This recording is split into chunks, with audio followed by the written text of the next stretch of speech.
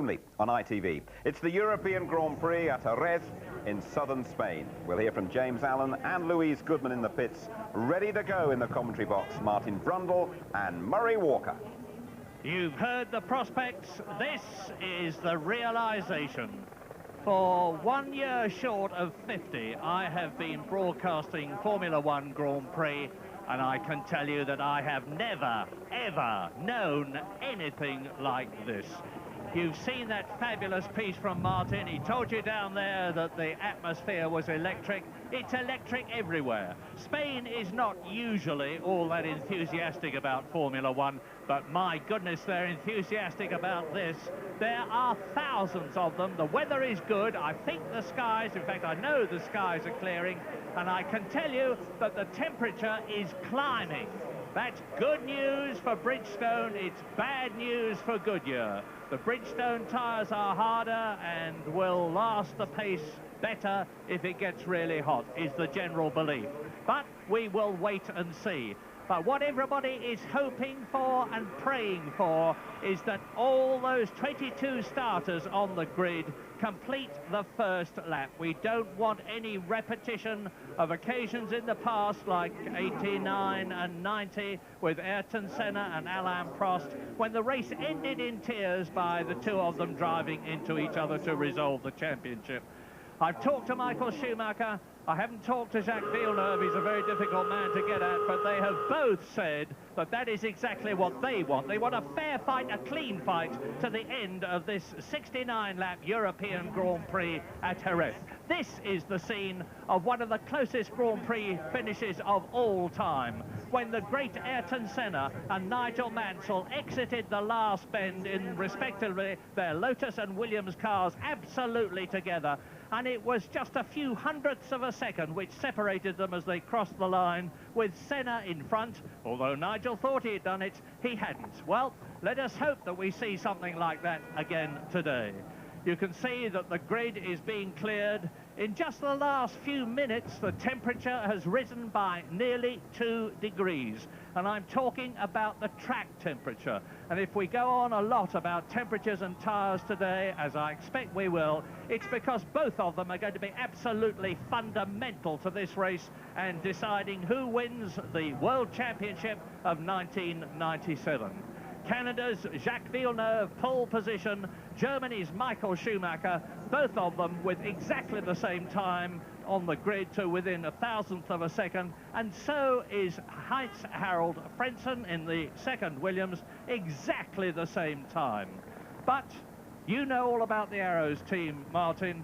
The spoiler could be Damon Hill. I don't mean the spoiler in terms of interfering with people. I mean in terms of the fact that this is his last race for Arrows. He's a very accomplished driver with those 21 Grand Prix victories, reigning world champion. He will want to win, and he could be on the right rubber. Well, it would be a nice parting shot for Damon. He had a very, very poor warm-up because they had problems with his race car. Didn't handle as he expected. The wind direction around has been affecting the handling of the cars quite a lot. You have 14 corners in a very confined area, and clearly the aerodynamics of the car are important. Plus he then had another electronical glitch on his T car, so I don't think he's sitting on the grid absolutely full of confidence that he's got the right setup. But he had lunch with him an hour or so ago, and he kept looking up at the sky all the time saying, "Sun's out, the sun is out," and he's really looking forward to the track warming up so he can make the best of his tyres. I don't quite know what his strategy is going to be in terms of, he's not going to want to get in there and ruin this World Championship, but boy, he's got a good chance for a bit of payback here. He's got Schumacher, he's got the Williams team in front of him, and he can really score a lot of satisfaction for himself if he can get in amongst them and be the star of the day when everybody is watching the world of Grand Prix racing. Gentlemen, start your engines, they say at Indianapolis. The gentlemen down there have done precisely that. They're on the grid. They have 69 laps to race. They have the formation lap to go around this 2.75-mile circuit. You've seen from Martin Brundle what it looks like. Here they go. The last two away are going to be Mika Salo and Jos Verstappen in the two V8-powered Tyrrells. They climb up the hill to turn one, the right-hander. Yes, all the blue smoke you saw behind the cars was not from the engines, it was from them spinning their wheels. It's very, very easy to take a lazy getaway on the green flag lap and just stall the car. It's too simple, so they put lots and lots of revs on to be sure to light up the rear tyres, an early opportunity to get some temperature in them. So you can see it's a nice wide open circuit. They're approaching the fastest part of the track now, out of turn 4, down the pretty long 185-mile-an-hour straight into turn 5, the right-hander that they're coming to now. Very barren countryside this, but they sweep left now around turns at 6 and 7, building up to 165 miles an hour during the race, up to the first of the 2 right-handers that follow. It's Angel Nito corner, and it's named after the great Spanish motorcycle 125cc multiple world champion. This is turn 8. Well, Villeneuve once again backing the grid up very, very early. Look, it's a snail's pace as they're through that small right-hander heading towards the Ayrton Senna chicane, and he really wants to keep those cars neat and tight behind him so that he doesn't sit on the grid too long and have any kind of overheating engine, because the engine tends to spit out a little bit of water, and you don't want that at all. You really want to keep the temperatures down as much as possible. Now he's giving it some welly again to generate some rear tyre temperature, and he'll hit the brakes very hard, and then really that's his last opportunity before the line. He'll just keep squirting the throttle to try to, as I say, that's the best way. You've got 750 horsepower underneath your right foot. Keep squirting the throttle, and he pulls over early for his grid slot. Surprising, really. I thought he would wait a little bit longer than that to keep his tyres a bit cleaner. Michael Schumacher on the right of the grid. I'm surprised we haven't heard much about why pole is on the left-hand side. You see the rest of the field forming up now. Those McLarens are looking extremely fast again this morning, Murray. As usual, when you see the lights, watch them. The reds will come on, and then they will come on 1, 2, 3, 4, 5. Look at Coulthard, 3 back on the left. He's put his car slightly not square into his slot in the hope of catapulting past Damon Hill. He's expecting a good start already. Villeneuve on the right, Schumacher on the left, front row. Behind Schumacher is Damon Hill. 4, 5, pause. And it's go, go, go, go. Villeneuve gets away and Schumacher gets away. Better, better, better. Michael Schumacher leads, and up alongside Villeneuve comes Heinz-Harald Frentzen. Damon Hill is there too, but Coulthard has come through. Mika Häkkinen is up there. Fantastic start. Let's hope there are no collisions. It's absolutely perfect for Michael Schumacher and terrible for Jacques Villeneuve. Remember that all that Michael Schumacher has got to do is stay ahead of Jacques Villeneuve. Doesn't matter how many points he scores, he will win the World Championship. Frentzen is second, Villeneuve is third. Villeneuve has dropped 2 places. Terrible for him. Well, why on earth did Frentzen pulled over on his inside, apparently blocking the rest of the field, and Villeneuve appeared to let him through? This is exactly the reverse of what Williams needed. The 1, 2, 3 is in exactly the wrong order. Why did Villeneuve let Frentzen through, and why did Frentzen take the position to take second place? Very strange. A terrible decision if it was a conscious decision. Villeneuve's starts have not always been good. He's done a lot of practicing, but he hasn't practiced enough. Frentzen is second. Villeneuve is in third position. Then the 2 McLarens. Damon Hill has dropped back into 6th position. Eddie Irvine has come up 2 places already, from 9th on the grid to 7th in the race. We're completing lap 1. The crowd rises, and Michael Schumacher leads across the line with 68 laps to go. This is what we're always talking about, Michael Schumacher's athleticism. His brain is in gear before anybody else's, and once again, you see the clear net result of that. He's up and running already, and he finishes the first lap with a 2-second lead and a 3.2-second lead over Villeneuve, the championship rival. Did you hear that? A 2-second lead at the end of the first lap. This is really incredible. Michael Schumacher has been working away on his tyres. He hasn't used a new set of tyres except for the very first set he put on. All the others have been worn tyres, and he's been working on them very carefully to get the race set up absolutely right.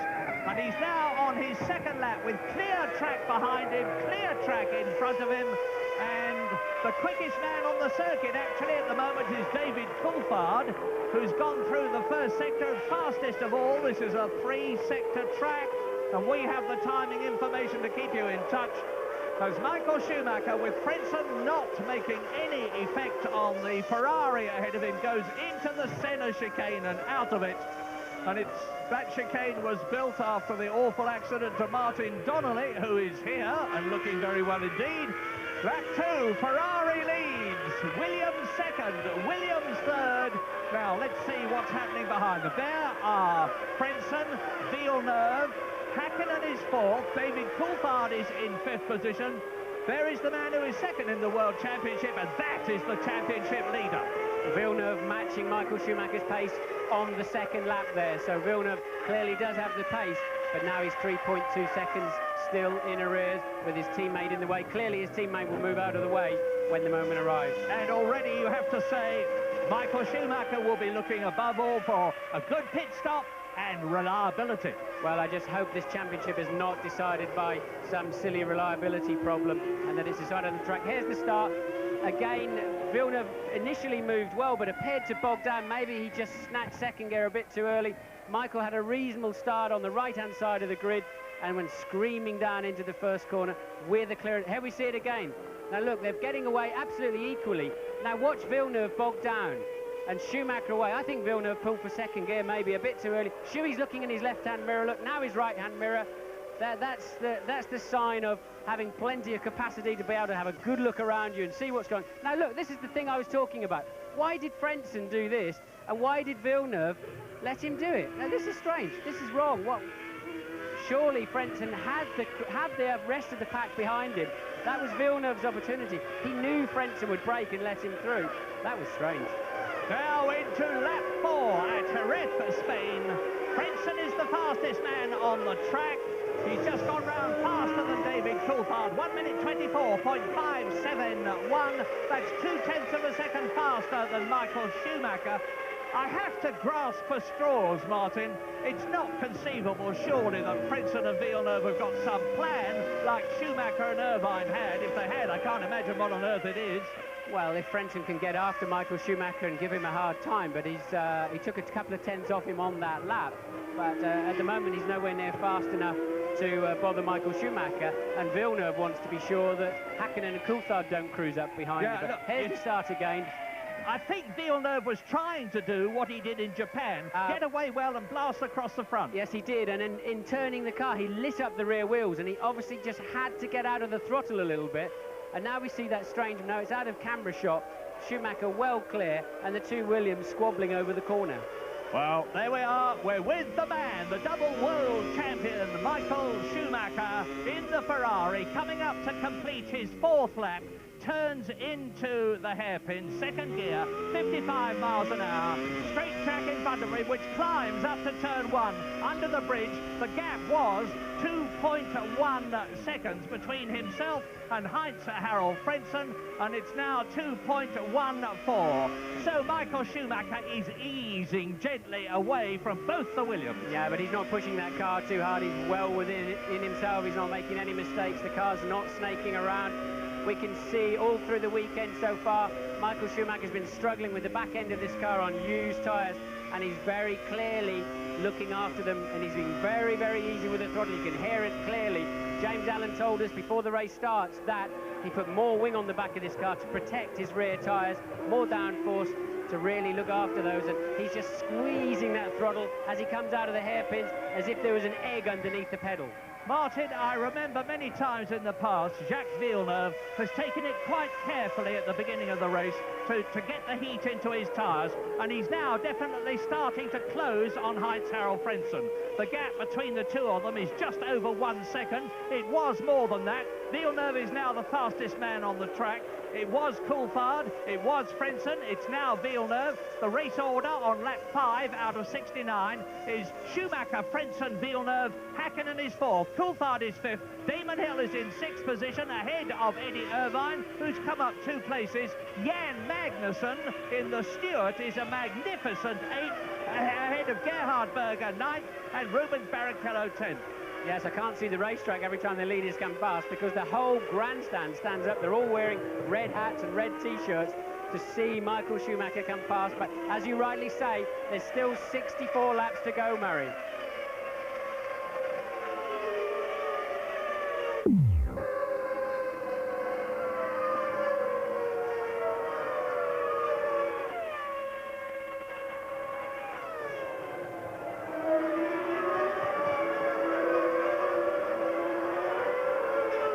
Aus dem Auto von Heinz-Harald Frentzen, der liegt.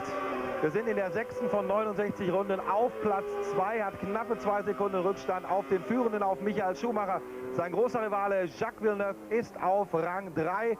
Noch ist alles offen im Moment. Michael Schumacher auf WM-Kurs. Wir sind gleich zurück.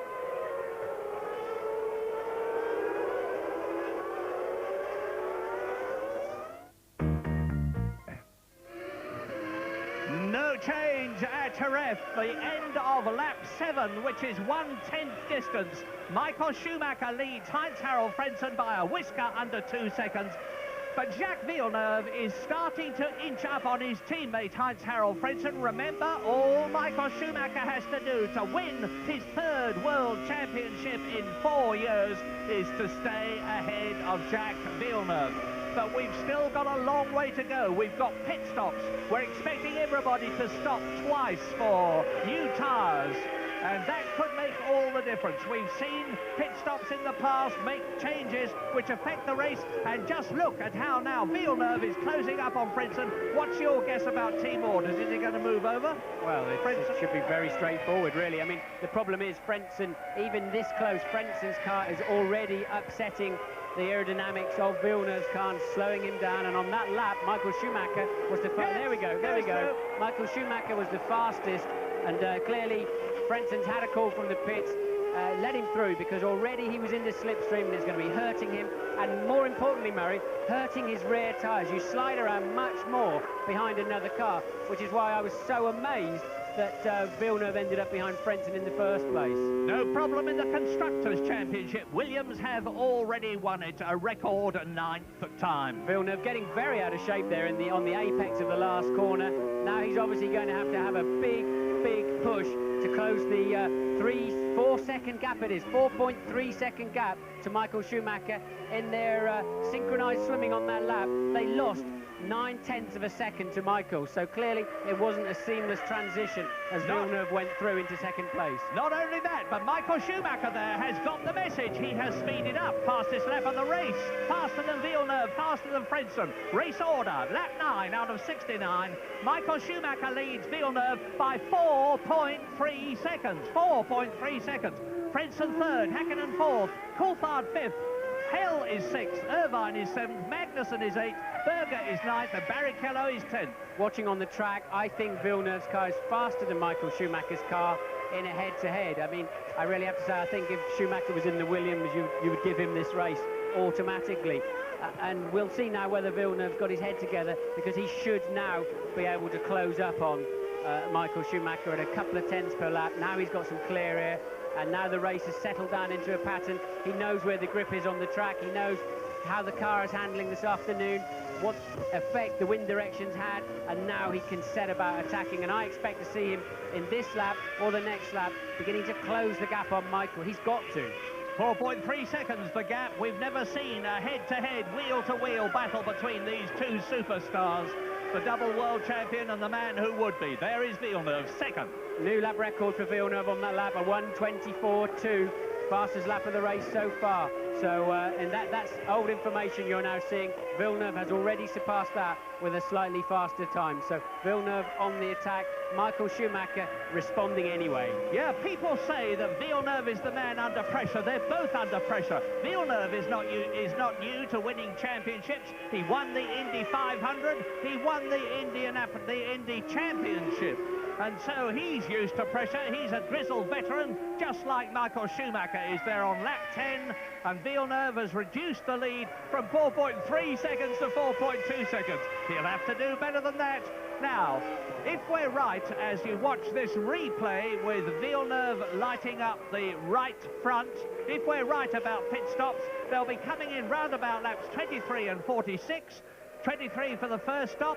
This is now lap 10. Well, clearly the McLaren mechanics are not expecting to stop anytime soon. They look extremely relaxed, and they've done some superbly fast pit stops so far this year. We're on board with Villeneuve, looking over his right shoulder into Ducados, the last corner, go over the curb on the inside, and then it's very easy to run up onto the grass on the exit, and down, then they're going to diagonal the straight towards the end, the shortest route, and bury the car into the foot of the hill, down to second gear, again across those very smooth new curves, and again he took 0.2 of a second out of Michael Schumacher on that lap, still just over 4 seconds behind turn 3. Now let's see if he lifts the throttle. No chance. His car's working well, working very, very well so far through there. This is a tough corner, the fastest corner on the circuit, falls away on the exit, look for the curb on the left and get on the throttle.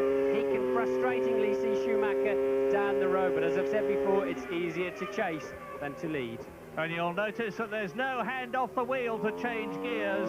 Jacques Villeneuve is changing gears by flicking his fingers at 2 paddles which are underneath the steering wheel, the flat-topped steering wheel, and all the work is done for him. He doesn't use the clutch. There are hydraulic mechanisms which move the gears and flip the engine. As you catch another car now, you'll see Michael Schumacher ahead of us. You always appear to home in on the guy. When you go into a slow corner, you think, yes, I'm catching him. But, of course, he's on the throttle now, and you're still negotiating that 50-mile-an-hour bend. Oh, a bit of a handful over the bumps there for Villeneuve. And then, again, you can see Schumacher's extended back out again. Let's see what this lap brings as they head into the pit straight. Up to the grass, no further, otherwise you'll lose time. And drive for the line. It's a 24.5 for Schumacher and a 24.5 for Villeneuve. It's been so close, hasn't it? All year, all weekend, all race today. And look at this. This is Mika Häkkinen in the McLaren with David Coulthard behind him. And the two McLarens are right up now with Heinz-Harald Frentzen, who is dropping back. Now, Mika Häkkinen was in terrific form during qualifying, and this morning he was fastest. His teammate David Coulthard was 4th fastest, and they're going to be pushing. They are pushing Heinz-Harald Frentzen in the Williams very hard indeed for that 3rd position. So Coulthard is 5th, Damon Hill is still in 6th position, and Damon Hill is catching Coulthard, who is right behind Häkkinen, and I therefore think that Heinz-Harald Frentzen is holding them all up. He's causing a traffic jam. Well, he's playing the rear gunner a little bit with the McLarens. We do know they're fast. We do know they're working very, very well with 80 kilos or so of fuel on board. Really, the rear gunner action should have been against Michael Schumacher, but at least if he can keep these 2 McLarens off of the gearbox of Jacques Villeneuve, he'll be helping him out quite a lot, so Villeneuve can concentrate solely on Michael Schumacher and build a gap so that after the pit stops, they're not going to end up mixing it with the McLarens. Frentzen can do a very, very important job here, as you rightly point out, Murray. So out of the centre chicane into the 13th and last corner of the track. Look back and you see Damon Hill is the 4th of these cars. He's just out of shot at the moment. But Hill is actually catching David Coulthard's McLaren, and he's going to be right under the wing of the Mercedes-powered McLaren any moment now. Race leader, Michael Schumacher. The gap is 4.8 seconds. Schumacher is pulling away from Jacques Villeneuve, and off goes Pedro Diniz in the 2nd arrows. He was in 13th place. Let's hope that he's not in a position of danger and that they will have to get the safety car out. That would be really, really bad luck for Michael Schumacher. Villeneuve clearly made a mistake on that last lap. We haven't seen it on screen. He lost 0.7 of a second to Michael Schumacher. Schuey doing his normal 24.2. And Villeneuve did a 24.9. But interestingly, Frentzen is back in the 25.9s and early 26s. Clearly, he is slowing down so that these two are out front by themselves. Lap 13 out of 69. Race order at Jerez. Michael Schumacher leads Villeneuve by 4.8 seconds. Villeneuve is now 7 seconds ahead of Frentzen, who has got Mika Häkkinen and David Coulthard right behind him, with Damon Hill up with them in 6th position. Irvine is 7th, Magnussen is 8th, Berger is 9th, and Barrichello is 10th. Michael must have lifted off for the yellows because he's back in the late 24s now. I've seen now that Deniz's car is off just after the Ayrton Senna chicane. He's clearly dropped it on the bumps and backed it into the hedge. I don't see them needing a safety car situation for that. unless they somehow or other just can't move the car. It is sideways onto the racetrack, having said that, but it's on the inside. It's not really in the firing line. Well, you can bet your bottom dollar that the race organisers and administrators are not going to do anything to mar the course of this race if they can possibly avoid it. If they do have to do something, it will be for very, very good reasons. So that's the gap between Schumacher and Villeneuve. Look back. Princeton is dropping back all the time. 8 seconds now behind Jacques Villeneuve, with Häkkinen, Coulthard and Hill right up with him.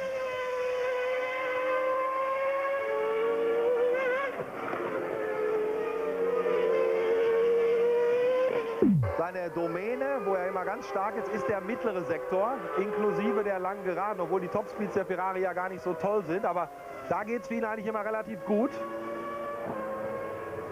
Ja, die schnellen Kurven sind keine zu langen Kurven, die den Ferrari wehtun. Das sind ein bisschen Mutkurven.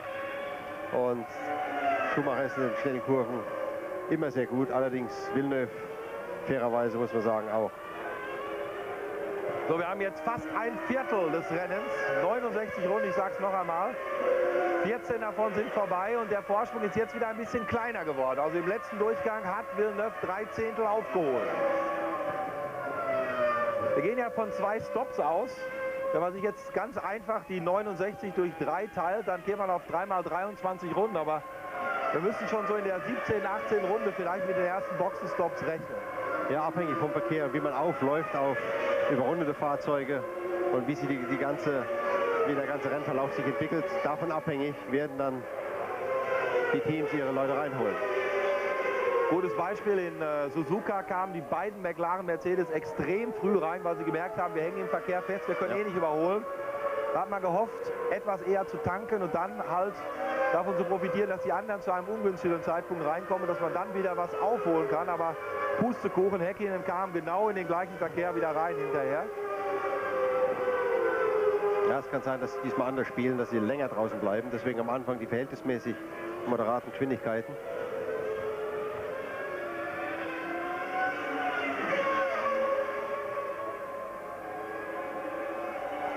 Also die ersten beiden vorne immer in den 24ern, 24.305 für Schumacher, 24.500 für Villeneuve. Also Abstand 4,756 Sekunden.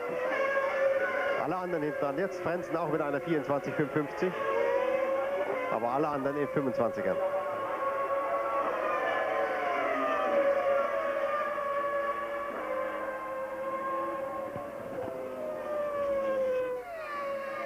Lap 16, so there are 53 long laps to go. Jacques Villeneuve is doing the best he can, but it's not good enough at the moment. There's a long way to go, including those 2 estimated pit stops, forecast pit stops. But Michael Schumacher is not just matching him 1/10 of a second for 1/10 of a second. He's actually making his 1/10 of a second on the right side of the equation, because he's easing away at that rate lap by lap. When the teams calculate when to do a pit stop, believe it or not, they actually look at the lap times of the slowest cars too, so that you see a gaggle now. This is the midfield actually. They can work out, because it's different at every track, they can work out when the leaders are likely to be coming up to lap the midfield and the tail enders, and they adjust their pit stop accordingly, because that could play a very critical part of this race today. Obviously, because well, now, Ruben, you're watching the battle between Rubens Barrichello in the Stewart Ford. Behind him is Olivier Panis, the Frenchman, who's now back in racing after breaking both his legs in the Canadian Grand Prix. And behind Olivier Panis is Jean Alesi, who is driving his last race for the Benetton team before he joins Sauber next year. So it's static at the present moment, but I'm sure there's a lot of anxious people in the Williams garage, and that is exactly where James Allen is. Quite the reverse, Murray. A picture of calm down here. They weren't even surprised when Frentzen got ahead of Villeneuve at the start of this race. Frank Williams has got Louis Schweitzer, the president of Renault, standing just behind him. This is their last race together in this association. Of course, Williams will be using Mechachrome engines next year. I just saw Dickie Stanford, the team manager, up on the wall, give a signal to one of the mechanics with his fingers laid against his trousers so that no one at Ferrari would see what the signal was. I think it was when Villeneuve was going to come in, and it looked like 9 laps. That was a lap and a half ago. Well, that would be about right. That will be lap 24, lap 25, and that would be absolutely bang on target for an evenly spread two-stop race, laps 23 and lap 46. There have been people who are saying that Ferrari and Williams will be watching each other very carefully indeed, and that as soon as one comes in, the other will come in. Do you think that? I think they'll be playing a cat-and-mouse game very much like that. Ross Brawn is very good at thinking on his feet on the Ferrari pit wall there, and Villeneuve is really having to re-attack because Michael Schumacher putting in fastest lap last time round. Now it's Villeneuve's turn. The gap 5 seconds exactly. So there's nothing to choose between these two, and I can only assume at this stage that they're on the same race strategy, and I pretty much think that will also be a two-stop strategy. So Schumacher on his way now through 6 and 7 towards the second half of this race, and very much in the last 10 laps your neck is so painful and so finished through those. There's 4 very, very fast left-hand corners, which is unusual. There's the Jordan in the pits. That's very unusual too. They're on the harder tyres, and they're the first one to stop. Their car's not working around this racetrack. They've had a dismal weekend at Jordan Peugeot, but Schumacher on his way, and he's really working very, very nicely to keep those rear tyres in good shape. Look, he doesn't let the car wander about at all. You can see him just squeezing the throttle pedal yet again, and the Ferrari fans in front of me jumping up yet again as Shui heads down to turn 1.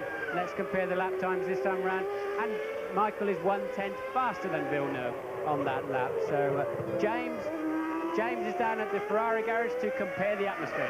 Well, I tell you, it's not so much about the atmosphere. The feeling down here in Ferrari is that Frenson's got a problem with his rear tyres. That's what they've told the drivers, and that's what they believe down here.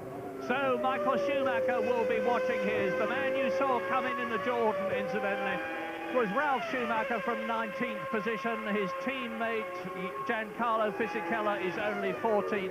This has been a dreadful place for the Jordan team. They qualified 16th and 17th, their worst qualifying of the year, and Fisichella is only in 14th place, and Ralf Schumacher will be running practically last now after that pit stop. Well, remember in the middle of the season when Michael Schumacher won, I think it was Belgium, and Fisichella followed him up the steps, and we said this is the heir apparent.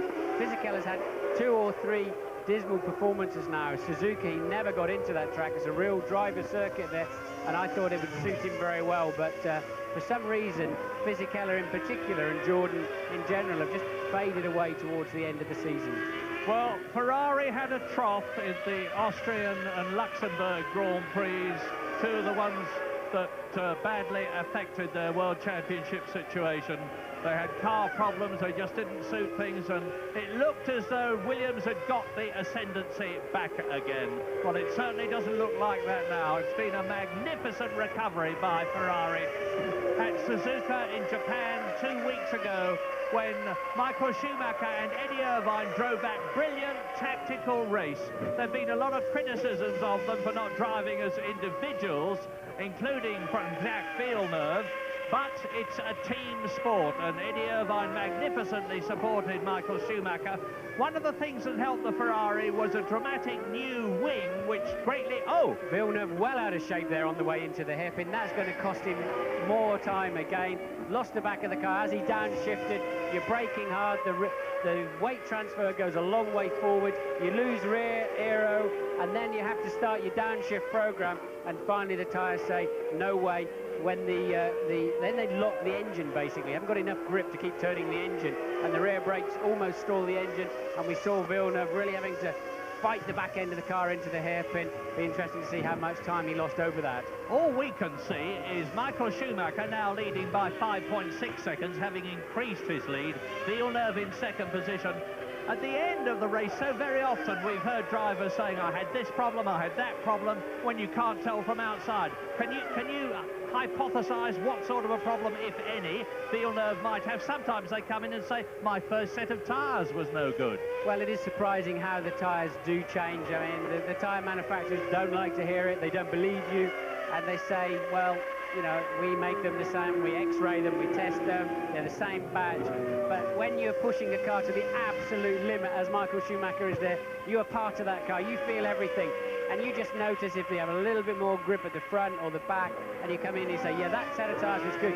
But more often than not, it's the tyre pressure. It's a very inexact science to get the tyre pressures absolutely right, because the track temperature varies and the pressure in the tyre varies, and over half the total suspension travel of the car is in the tyre itself. They run about 22 psi in the front, 18 psi in the rear, and change that by 1 psi, Marion, it's like changing the front springs by 10 or 20%. It's very critical, and that, I think, is what the drivers are mostly meaning when they say one set of tyres was better than the other. But this set is working well for Michael Schumacher. Well, out goes Olivier Panis after his stop. Now, I do hope that the Spanish producer is not just going to stay with Michael Schumacher and Jacques Villeneuve for the whole race. There are 20 other drivers and cars in this event. And in particular, Eddie Irvine is at it again, because he's now still in 7th position, but he's only half a second behind Damon Hill, and it would be nice to see that. And I've just heard that Michael Schumacher is about to make his first stop. Because he's got traffic in front of him, look. He has traffic. Let's wait and see in view. Yes, he's catching a back marker. He doesn't want to lose even the second that's going to cost him going round, who I believe is Marquez. I think it's Marquez. Yes, there we are. And it's going to cost Michael a second if Marquez is even half awake. So they're going to pit him, I suspect, maybe a lap early to give him some clear air when he goes back on the track. They will also have to look at what is the gap behind Michael. Will that put him into a gaggle of cars where he has to fight and lose even more time? I'm assuming, I mean, he's something like 16 or 17 seconds ahead of those two McLarens. It's an early stop, and Williams are responding. Williams are responding. And right up with Tarso Marquez, I hope he's watching his rear mirrors, comes Michael Schumacher. Now's the time for him to come in. The gap between himself and Jacques Villeneuve on lap 22. It's going to be an earlier stop than we expected. No, Marquez tried to let him through. Here he comes, James Allen. The Ferrari mechanics standing by, atmosphere of calm down here. They're going to put 57 kilos of fuel in, which is enough for a two-stop strategy. This Ferrari car engine, burns about 2.5 kilos of fuel per lap. Michael Schumacher in, they go to work. Well, you can see it for yourself, boys. Meanwhile, the Williams mechanics ready. I can't see who they're waiting for, but we'll soon find out. And out goes Michael Schumacher. Jacques Villeneuve has gone into the lead. Now let's see who is behind Michael Schumacher as he joins the race. Perfect. And it's David Coulthard, who is in 5th position. So Michael Schumacher has rejoined in 4th place. Villeneuve leads, Frentzen is 2nd, Hakkinen is 3rd. They've all got to stop, of course, and they've got the traffic problem now, because look, there is Tarso Marquez, and Jacques Villeneuve is going to lose time unless he comes in, and there's Damon Hill coming out of the pits, so he's had his first tyre stop. Now Jacques Villeneuve must come in now, or he's going to lose time getting past Tarso Marquez. In fairness to Marquez, he moved over to the left to let Schumacher through on the racing line, obviously completely unaware that Schumacher was going to pit. So Marquez cost Schumacher a lot of time going into the pit lane. Nothing like enough to lose the lead. But here, Villeneuve's losing. Now, I wonder if he'll do the same thing again, if he'll move over to the left. No, Villeneuve's not quite close enough, and he goes in the pit lane this time. The tyre cover's off, we know. James, are you there? Absolutely waiting for Jacques Villeneuve as Jos Verstappen just goes flying past. 7.9 seconds the target for Jacques Villeneuve, but he's definitely lost a little bit of time on the in-lap. Well, the tyres were ready for him when Schumacher came in. He didn't obviously follow him into the pits, which is an interesting decision, and Martin, I'm sure, will be able to guess why he didn't do that. But Heinz-Harald Frentzen leads the European Grand Prix at Jerez, and as you saw, the timing figures went all awry. I can't tell you what the time was. I can tell you that Michael Schumacher took 7.6 seconds, and I can tell you that Heinz-Harald Frentzen is in the lead. There is the proof, and behind Frentzen is Mika Häkkinen. These are the leaders. Frentzen leads in the Williams. Mika Häkkinen is second in the McLaren. And tight up behind them is the Ferrari of Michael Schumacher. So Schumacher is benefiting from that pit stop. Behind Schumacher is David Coulthard. There is the McLaren Mercedes. Behind Coulthard is Villeneuve. And in sixth position in the second Ferrari is Eddie Irvine. Now, these are the two that had the confrontation in the pit lane after Eddie Irvine blocked Jacques Villeneuve on a quick lap in practice yesterday. So Eddie Irvine has told Jacques Villeneuve he's going to make his life as hard as he possibly can to help his teammate Michael Schumacher. We understand that Villeneuve's pit stop was slightly faster than Michael Schumacher's, not enough to leapfrog ahead of him on the racetrack, but finally the McLarens are now having their say in the race. You can see Michael Schumacher behind Mika Häkkinen. I'd like to know how much fuel are on board those McLarens. They've been so fast in the warm-up, in race trim. They haven't shown that kind of speed in the race so far, and you wonder really if they're going to have a very long first stint or even a one-stopper. But here's Eddie Irvine in for his pit stop. From seventh Good place. practice for the Ferrari mechanics. The refueling rig comes up. That's a great stop. 7.1 seconds. I think that's the fastest we've had. Irvine came in from seventh position behind Gerhard Berger. And there's Damon Hill. Damon Hill trying to go through on the inside and take Eddie Irvine's seventh place away from him. Well, so there is Frentzen, and that is Michael Schumacher in third position. Between them is Mika Häkkinen, and behind Michael Schumacher is David Coulthard. First, second, third and fourth, all together on lap 25 out of 69. So we're rather more than one-third of the way through this vital European Grand Prix, which is going to decide the World Championship of 1997. And at the moment, it's not looking good for Jacques Villeneuve. But with those 45 laps still to go, anything can happen. Now this is bad news for Michael because it's costing him something like 1.5 seconds per lap. Frentzen is now really playing his part because he's in the mid-26s. When Michael came in, he was in the low 24s, even as much as 2 seconds per lap. And this is going to give Villeneuve a great opportunity to close that 5-second gap. He's fastest. Villeneuve goes fastest, 1:23.9, a new lap record for Villeneuve, and Coulthard is in the pits for his stop, a 7.6 seconds, you can see. So that's going to move the McLarens out of the way of Michael Schumacher. And now, if Williams have got a good strategy, they'll have put a lot of fuel in Frentzen's car, and he will be able to run, and do a really good spoiling job to bring Villeneuve back into contention. And there is Villeneuve. Look how close they are. No, that's Villeneuve behind yes, I know. Schumacher. Yeah, Villeneuve right up behind Michael Schumacher. And remember, the gap was over 5.3 seconds. In comes the Benetton of Jean Alesi from 12th position. At the present moment, Jacques Villeneuve is the fastest, the first man to go round in under 1 minute 24 seconds. 1 minute 23.972. We're with him now. That is his World Championship rival, Michael Schumacher, ahead of him. Ahead of Schumacher is Häkkinen. Ahead of Häkkinen is Frentzen. Frentzen is doing his job supremely well. His job is to slow things up and let Villeneuve catch Schumacher, which he has done. But Frentzen in the lead and Häkkinen in second place have still got to come in. And Michael Schumacher knows he's got a battle on his hands now as he comes up to complete his 26th lap out of 69. There we see them through turn one. Villeneuve close up behind Michael Schumacher, and he's doing a feint there up the inside. He wasn't trying to overtake, obviously, just really wants to distract Schuey. He's moving around in his mirror saying, look, here I am, let's go and play. And Frentzen up front, they're still slowing them down, now by 2.6 seconds per lap. And, well, this is the second race in succession where Michael Schumacher's had a face full of Williams trying to go slowly, and Villeneuve's in the slipstream, and he tries to have a go at the inside, but not close enough.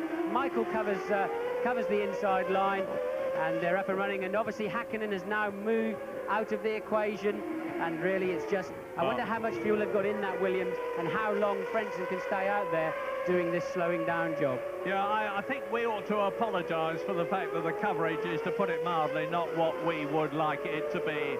You should have seen Jacques Villeneuve coming right up behind Schumacher then. You didn't, until too late.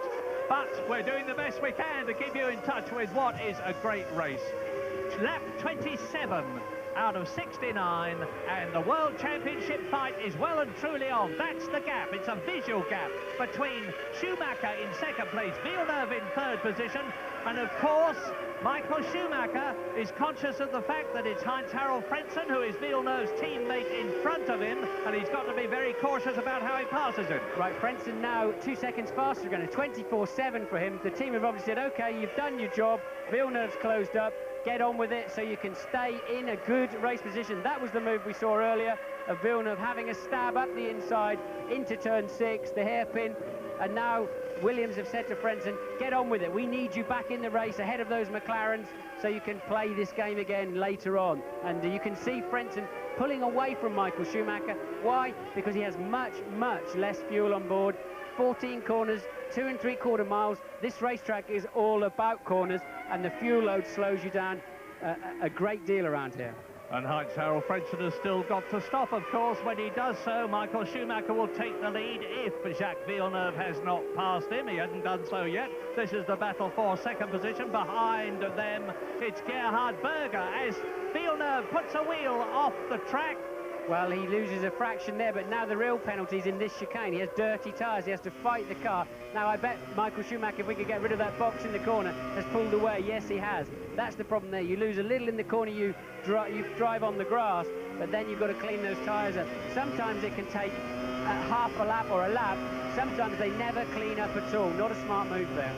So, lap 29, and Frentzen is coming into the pits. Frentzen is in the pits. There he is. He's lost the lead. The two men who are battling for the World Championship as Frentzen rejoins. Where does he rejoin? Well, he rejoins behind the McLarens, because it looks to me as though Berger has gone up into third position. Yes, he has. Coulthard has gone up into fourth place. Down to fifth position goes Heinz-Harald Frentzen. And the World Championship battle is on at the front between Schumacher, and he's coming up again to lap somebody, and it looks like Ukyo Katayama. It is Ukyo Katayama. And the Japanese driver is down in 21st place. We've only got one retirement so far. It's that of Pedro Diniz. Well, this is going to be fun. They have to stay on the track and lap these guys unless the backmarkers are about to make a pit stop. Michael Schumacher, he's very good. He's very decisive behind backmarkers, but he's the first one along, which can be a big disadvantage because you wake the guys up and, oh, hey, the leaders are on top of me. And then that tends to clear the path for Villeneuve. But as happened to me once, if you're too far behind, too close to the guy in front, the car you're lapping moves out of the way and immediately moves back onto line and can take you off the racetrack. So you have to be wary if you're the second one through that they know they're letting two cars through. So it can be a problem either way. So let's hope that Katayama, who's driving his last ever Grand Prix, he announced his retirement at the end of the season in Japan, will move over as into the pits comes Gerhard Berger from third position. Up goes David Coulthard to third place. Up goes Mika Häkkinen to fourth place. Up to fifth position goes Frentzen, and to sixth goes Irvine, to seventh goes Hill, and down to eighth position goes Gerhard Berger. That stop cost him 5 places. Now here it is, there's Katayama. Ahead of Katayama is Jos Verstappen, and Schumacher and Villeneuve are in amongst the traffic. Well done, Ukyo. Well done, Ukyo. You are a Japanese gentleman. And he moves over and lets Schumacher and Villeneuve through. He's not going to interfere with the World Championship. Well done, lad. Yes, good move there. I don't think they'll get the same kind of service from Verstappen if that's who they're homing in on. Yes. But Jos the boss, they call him. Let's hope he's not going to try and show his mastery here. No, he doesn't. Well, he almost stops. Well, he did well, didn't he? I eat my words. He did very, very well to get out of the way there. Katayama's right up with him now. Jos Verstappen is going to pay for that because Katayama got the momentum. They are battling well down the field, of course, Verstappen and Katayama for 20th position, but that's just as important to them, their battle, as this one is to Michael Schumacher and Jacques Villeneuve as they come up now to Norberto Fontana, who is the Argentinian driver, and he's between. Now, this is going to help Schumacher because Fontana has let Schumacher through, and he's balking, inadvertently, I hope, Jacques Villeneuve. Well, that's always the problem that I mentioned. You let one through, and that's it. They pull back onto line, and they almost have to reset the computer before they're ready to let the next one through. And look how much time that's cost Villeneuve. As Fontana moves out of the way, Villeneuve moves behind him in order to get the slipstream, and now he brakes on the clean side of the track and goes through. That's cost him dearly. Meanwhile, Frentzen sets a new fastest lap back there in 5th place. Now he's got the new tyres of a 1:23.1. Case of champagne from Ferrari to Sauber for Norberto Fontana, because the Argentinian newcomer up from Formula 3 really helped Michael Schumacher on his way there. What engine have they got in that Sauber, Murray? Isn't it a Ferrari? Yeah, well, it is, yes. Well, Martin, you are a cynical chap. Lap 31, coming up to half distance. Michael Schumacher now. Let's see what the gap is. It was under 1 second, 0.8 of a second. Now he's been held up by Fontana. He crosses the line. Frentzen is now on a roll, fastest man of all, and the gap has gone up to over 3 seconds. So that's what Fontana cost Jacques Villeneuve, nearly 3 seconds.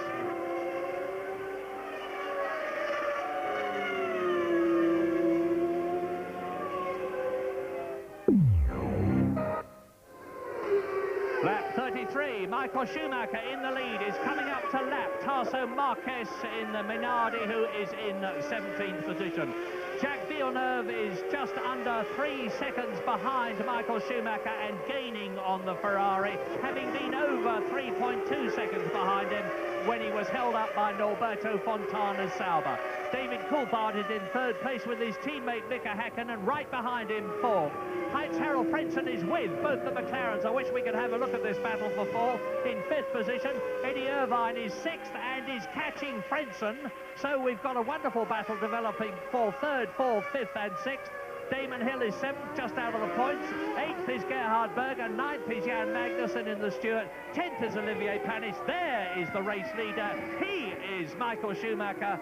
And Tasso Marquez will need to be keeping those Brazilian eyes of his darting from left to right, looking at the mirrors as the red shape of the Ferrari bears down on him and looks to lap him. Well, I think Villeneuve certainly got the better set of tyres for this second stint of the race. Schuey's not really been able to do much better than mid-24s. He seems to have struggled since he left the pit, whereas Villeneuve can now attack him on the low 24s. Meanwhile, David Coulthard, clearly the winner in the pit stop frenzy behind, coming out ahead of Mika Häkkinen and taking currently 3rd place. Häkkinen and Frentzen breathing down his neck. We're on board with the Villeneuve. And the gap, which was 2.8 seconds, is 2.3 seconds. Jacques Villeneuve is catching Michael Schumacher at the rate of half a second a lap. We're on lap 35 out of 69, so just on half a distance. And a titanic scrap for the World Championship is taking place at the front, with Michael Schumacher 1 point ahead of Jacques Villeneuve. If he can just stay ahead of the Canadian, and it doesn't matter what places they are in, he will win the World Championship. This is all about mental and physical fitness. I've already told you how hard it is on your neck. The 4 fast left-handers, unusually on a clockwise circuit. There goes Michael Schumacher through the first of them, now the second one.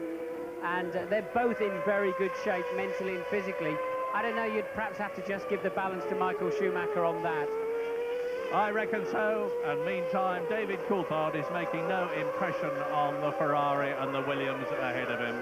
He's keeping ahead of his teammate Mika Häkkinen, and they're going to have to be very, very careful not to drive into each other. The biggest sin of all in Formula 1 or any kind of motor racing is to drive into your teammate. That is Mika Salo from 16th position, his last drive for Tyrrell before he replaces Damon Hill in the Arrows team next year.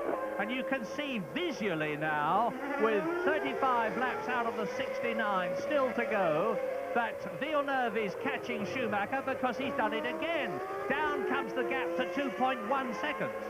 Michael, I think, smoked his right front tyre again going into turn 2. Louise has news from Ferrari. Yeah, just a little scene down in the Ferrari garage a moment ago. Michael Schumacher's telemetry engineer just rushed out from the back of the garage up to a TV crew out on the pit wall. Obviously, their radio camera is affecting the waves for his telemetry. They don't want to get anything to get in their way today. I bet they don't, and they won't be very popular by the way they've gone.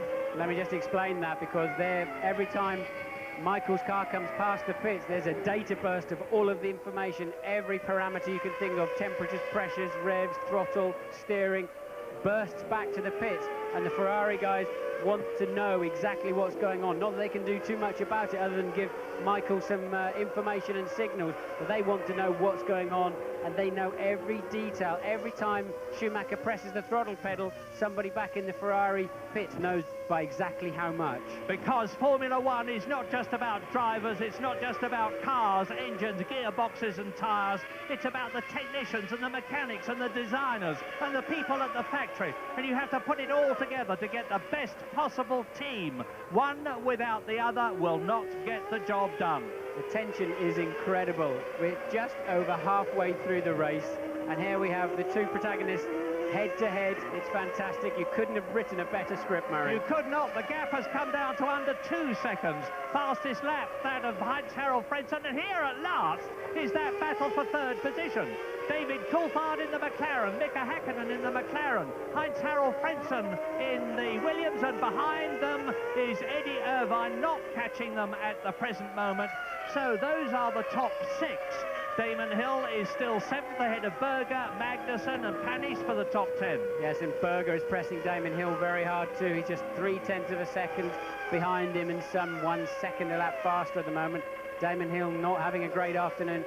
Clearly, he didn't get the balance of his car sorted out after the warm-up, because he could have and should have been a contender somewhere at the front of this race, given the pace that he's had. Well, there's a battle for third position in the Constructors' Championship between Benetton and McLaren. And the McLarens are building points at the present moment, because they're on 7 points for third and fourth places, but that would not be nearly enough to move Benetton out of that third position, which I think is virtually impregnable. But Michael Schumacher's lead most certainly is not, because down to 1.5 seconds comes the gap. There is little Jacques Villeneuve, the man from Ontario, from Quebec in Canada. This is his 33rd Grand Prix, and if he wins this one, it'll give him the World Championship in only his 2nd year of Formula One. Jacques is on the boil. He's driving beautifully. He's on the limit. You saw him just having to bleed a bit of brake pedal pressure out into 2, just smoking the inside front right, no problem at all. But he's really attacking the racetrack. He looks very, very composed. He looks completely in the rhythm now, unlike those first few laps of the race where he dropped back so far. Luckily, Frentzen was able to artificially close that gap for him back to Schumacher's gearbox, and now he's applying some pressure, and Michael Schumacher can't respond. He's losing 4 or 5/10 of a second per lap, and they're coming up to Fisichella to lap him. Yeah, and I reckon, Martin, it's the second tyre stop that could decide this race, because Villeneuve is going to be with Schumacher very, very shortly. They're on lap 38 now. I'm expecting them to come in round about lap 46, so another 8 or 9 laps to go, and lots of traffic, because in front of Fisichella, you can see there's 2 other cars, Shinji Nakano, the Japanese driver in the Prost, and Ralf Schumacher. Yeah, now, will Ralf help his brother to get through and stop Villeneuve? Okay, that's Jean Todt. I bet you he's just been down to the Jordan pit to say, hey, my boy's coming along, what are you going to tell your drivers? I'm sure that's where he's just coming from, because I'm sure Ralf won't be a problem, but Fisichella needs to get out of Michael's way very quickly. This is a worst-case scenario. 3 cars having their own private battle. They're much, much harder to pass than normal. Tot back on his perch. Fisichella is going to be the first one. Nakano the second. Ralf Schumacher the third. I wonder if Ralf Schumacher's aware of the situation. So Fisichella there has been passed by Michael Schumacher. He's now in the way of Jacques Villeneuve, and Schumacher is bearing down on Shinji Nakano, probably driving his last race for the Prost team. And we're with Villeneuve now. That's Fisichella. Fisichella moves over and lets Villeneuve through. Second place. That's Fisichella's Ferrari drive gone for a Burton, Murray. Absolutely.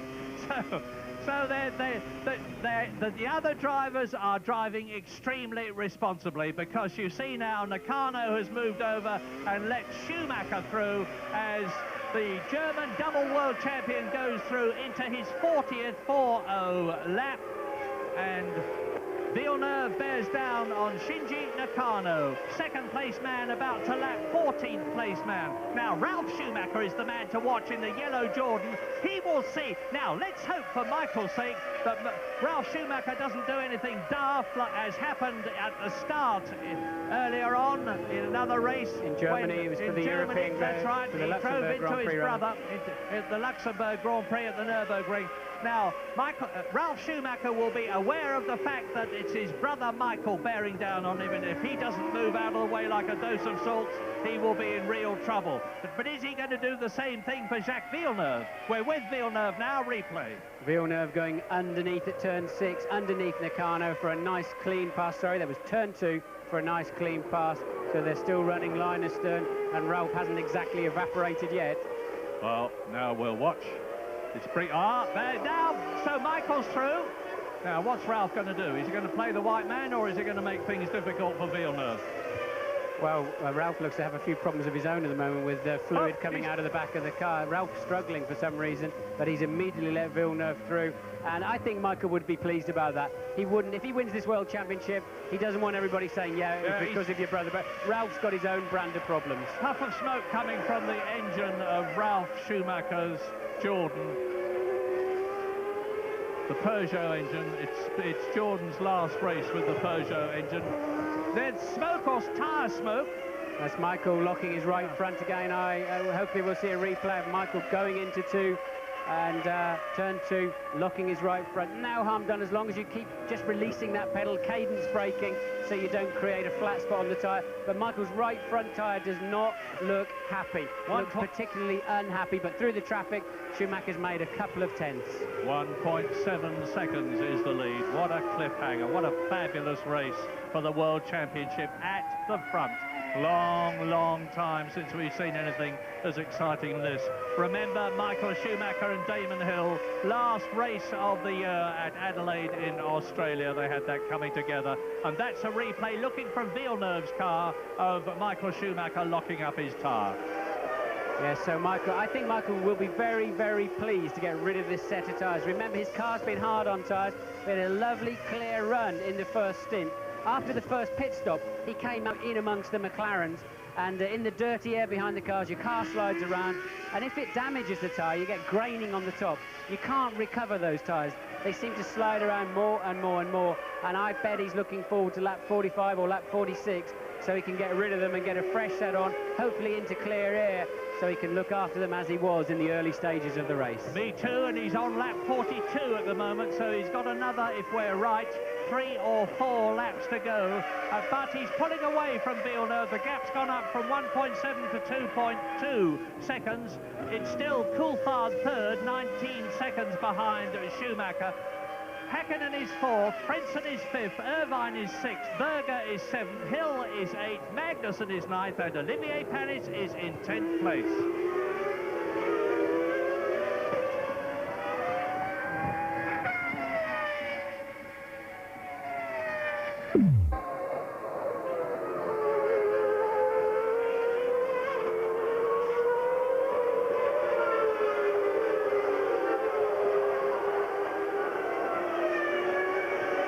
Rausschauen, dann sehen wir Lap 42 und ein Pfeil.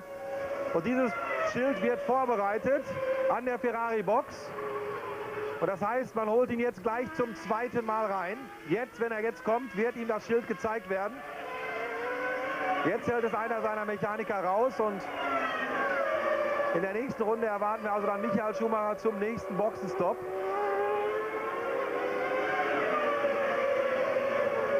Und Frentzen 20 Sekunden hinter Schumacher. Das ist ein bisschen knapp. Das heißt, er käme dann wieder vor ihn. Ja, das könnte sich gerade so ausgehen.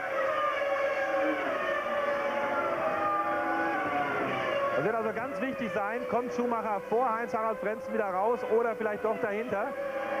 26,3 beim letzten oder beim ersten Stopp, seine Zeit zwischen den beiden Bremspunkten, aber wir müssen ja auch noch Boxenausfahrt und die Anfahrt zur Boxengasse mitrechnen. Auf der anderen Seite muss ja auch Frentzen noch den Weg rund um die Kurve und die gesamte Start- und Zielgerade absolvieren. Ja, also 20 Sekunden könnten ihm schon reichen, wenn alles gut geht. Und auch bei Williams macht man sich fertig. Vielleicht kommen sie ja auch beide gleichzeitig rein. Also der Vorsprung, wie gesagt, von Michael ist minimal. Und er hat die vorletzte Box, wenn man in Fahrtrichtung schaut, Williams die letzte Box. Wenn sie beide gleichzeitig reinfahren sollten, steht Schumacher auf jeden Fall eher bei seinen Mechanikern. Williams müsste, oder Villeneuve müsste ein paar Meter weitermachen. Hat aber dann, jetzt kommt Schumacher rein. Und Jacques Villeneuve bleibt draußen. Villeneuve bleibt draußen und übernimmt in diesem Moment die Führung. 7,6 Sekunden beim letzten Mal die Standzeit von Michael Schumacher.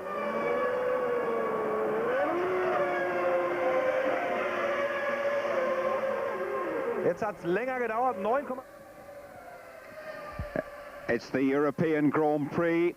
Michael Schumacher is pitting. Simon Taylor. Yes, it's the end of lap 43. Michael Schumacher has a 2.4-second lead as he comes down the pit lane. So Jacques Villeneuve goes into the lead. This is the pit stop that could decide the World Championship. The wheels are going on. The fuel is going in. It's the fuel that's going to take longest. 6 seconds gone. The tyres are done. Now the fuel comes off. The hose is off. Michael Schumacher back into the race. He was stationary for 9.4 seconds. Villeneuve now back into the lead, but look, he's come out in front of the McLarens. He's held that second place. Absolutely crucial there, absolutely crucial for Michael to be ahead of those two McLarens, so he has the clear air and he can get on, because there wasn't a particularly great pit stop. 9 seconds, and I think Michael was just 2.3 ahead, and Villeneuve's in. Now, 9.4 seconds was Michael Schumacher's stop. James Allen, take him now. Immense pressure down here. Dickie Stanford just pushed a bunch of people who were in the way, well and truly out of the way. They all fell backwards as Villeneuve comes steaming in. But the critical thing is that Ferrari are about to bring Irvine in. He was 20 seconds behind Villeneuve on the road. The lost time here is 22nd for the entire pit stop. So the critical thing is Irvine going to spoil Villeneuve's day today? 9.4 seconds was the target to beat. Up to you. And he's done it, 8.3 seconds. So Villeneuve has gained 1 second, and look, the McLaren goes past him. So Villeneuve has lost a place there. No, this is indeed the pit stop that could decide the World Championship. I want to see if Villeneuve went back up the inside there of Coulthard. No, he didn't. That's very, very bad news for Villeneuve. He's going to lose time now. Schumacher got just ahead of those McLarens. Villeneuve appeared to be steady into turn 1, and Coulthard nailed him on the brakes, and there's the net result of that. And Villeneuve and Coulthard are great friends. They live in Monaco, go out a lot together, but it's all fair in love and war on the racetrack. And Villeneuve is suffering now because he's being held up, and David Coulthard has yet to make his second stop, which both Villeneuve and Michael Schumacher have done. And there is the battle, and behind the first Williams Renault is the second one, as towards us comes Michael Schumacher. Behind him is Salo, who is well back in the race in the Tyrrell. There is the McLaren of David Coulthard ahead of Jacques Villeneuve, who is trying to get through, and in comes David Coulthard. That could be critical. Hakkinen's already been in the pits. That's going to help Villeneuve a lot. He only had to follow for 1 lap with his fresh tyres, so no particular damage done there. Coulthard makes his way down the pit lane at 80 kilometres per hour, just 50 miles an hour is the limit because it's such a small, narrow pit lane. As Coulthard goes in, you can see the time on your screen, 7.1, a great stop. I wonder if that'll get him back out in third place ahead of Hakkinen and Frentzen. As we see now, once again, the two championship leaders are line astern. There's Villeneuve in second place, Schumacher 2.5 seconds further along the track. There he is now. So both Michael Schumacher and Jacques Villeneuve, who are now back in first and second places, have made their second and last stops. And Heinz-Harald Frentzen is in third place ahead of Gerhard Berger. Frentzen just behind Villeneuve, and of course he will stay there. He's not going to do anything to take points away from Jacques Villeneuve. So Villeneuve knows that his rear is being protected by Heinz-Harald Frentzen, who will stop any argy-barging from Gerhard Berger, who will be anxious to get the best possible points he can in his last Grand Prix, because the great Austrian, with over 200 Grand Prix to his name, has announced his retirement. So Schumacher leads, lap 46. Villeneuve is second, Frentzen is third, Berger is in fourth place, David Coulthard is fifth, Mika Häkkinen is sixth, Eddie Irvine is seventh in the second Ferrari ahead of Damon Hill, ninth is Johnny Herbert, 10th is Jan Magnussen, and the gap between Michael Schumacher and Jacques Villeneuve is down to just over 1 second. Strange lap there from Michael Schumacher, 1:25.6, very, very slow, lost 1.6 seconds to Villeneuve. Well, if Villeneuve can get past Michael Schumacher, you can bet your bottom dollar that he's going to take a bit of shifting, because he will be on target for the World Championship. And he's on lap 47 now in a 62-lap race. That's the Benetton bouncing across. I didn't see which one, probably. I thought I saw a Lacey's helmet bouncing across the gravel trap there into retirement. I would think no, he's managed to keep it going. Yes, it is a Lacey rejoining. He's not really a feature in this race. Back there in 11th place, somewhat further behind than that now, I would imagine. Why was Michael Schumacher so slow on the last lap? I haven't seen any sign of him making a mistake. I wonder if he's got some kind of problem. Well, time will tell, and it looks as though he has, because look, Jacques Villeneuve, lap 47, is right up behind the Ferrari, bidding to take the lead in the race and the World Championship. Because if he finishes just 1 point ahead of Michael Schumacher, they would tie for points, but Jacques Villeneuve would win the championship because he has won 7 races and Michael Schumacher has won 5. 47 laps completed. Blue smoke there, and they're coming into a load of blue smoke. Somebody's locked up as well. Frentzen right up there. Frentzen is forcing. Look how close it is. First, second and third absolutely together. Jacques Villeneuve looking for a way past the Ferrari as up to, I think it's one of the Jordans, comes Michael Schumacher. He's going to be on it very shortly. Well, again, Michael Schumacher very slow, a 1:25.9 on that last lap. I wonder if he's got something like a slow puncture or some kind of gear shift problem, because Villeneuve is all over him. Look, he's going through. Oh, yes. Oh, I don't think. Out goes Michael Schumacher. That didn't work. That didn't work, Michael. You hit the wrong part of him, my friend. I don't think that will cause Villeneuve a problem. Michael Schumacher out. Now, this is a replay of the World Championship in 1994, when Schumacher and Hill had a coming together. And if Villeneuve can just keep going in the points, he's won the World Championship of 1997, because out of the race goes Michael Schumacher. He retires on lap 48. Well, this is what we feared would happen, that there would be a collision, a racing accident, and Jacques Villeneuve now has a clear track in front of him as off goes Michael Schumacher. Well, I don't think there's Villeneuve going on his way. I don't think Michael's going to be seeing the Williams stuck in the pits as he did with Damon Hill those years ago. I think he's going to see that Williams carrying on, driving past him, because his front wheel hit the side pod of Villeneuve's car. It didn't touch the suspension. Villeneuve appears to be on his way. I thought it was a very conscious effort there to turn in, knowing Villeneuve was coming along the inside. Obviously Schumacher had some kind of problem, and well, I don't want to say too much, but it was a clear attempt to turn in with Villeneuve's car in the way, and it didn't do the job. I think the front wheel hit his side pod. If he has made any damage, it's going to show up in the next 2 or 3 laps. Well, I had a good look at the suspension, and it looked perfectly okay to me. There's Michael looking down the track to see if Villeneuve is coming around. Remember, Michael looking through the fence of Adelaide to see if if Damon was coming round.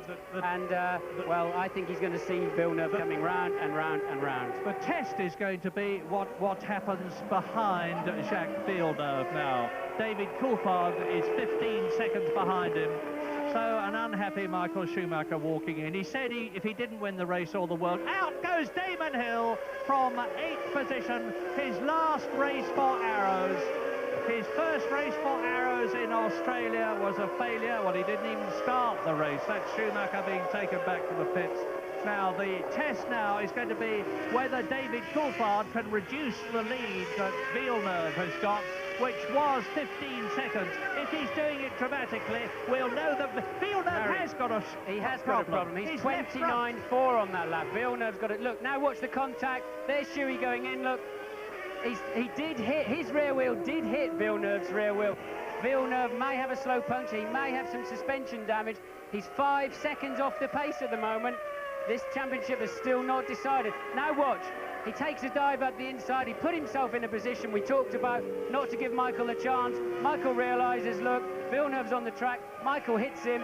We can't see the contact there from that camera angle, obviously, but it depends on whether he made contact with those rear wishbones. They are not very strong. Now we're going to see it.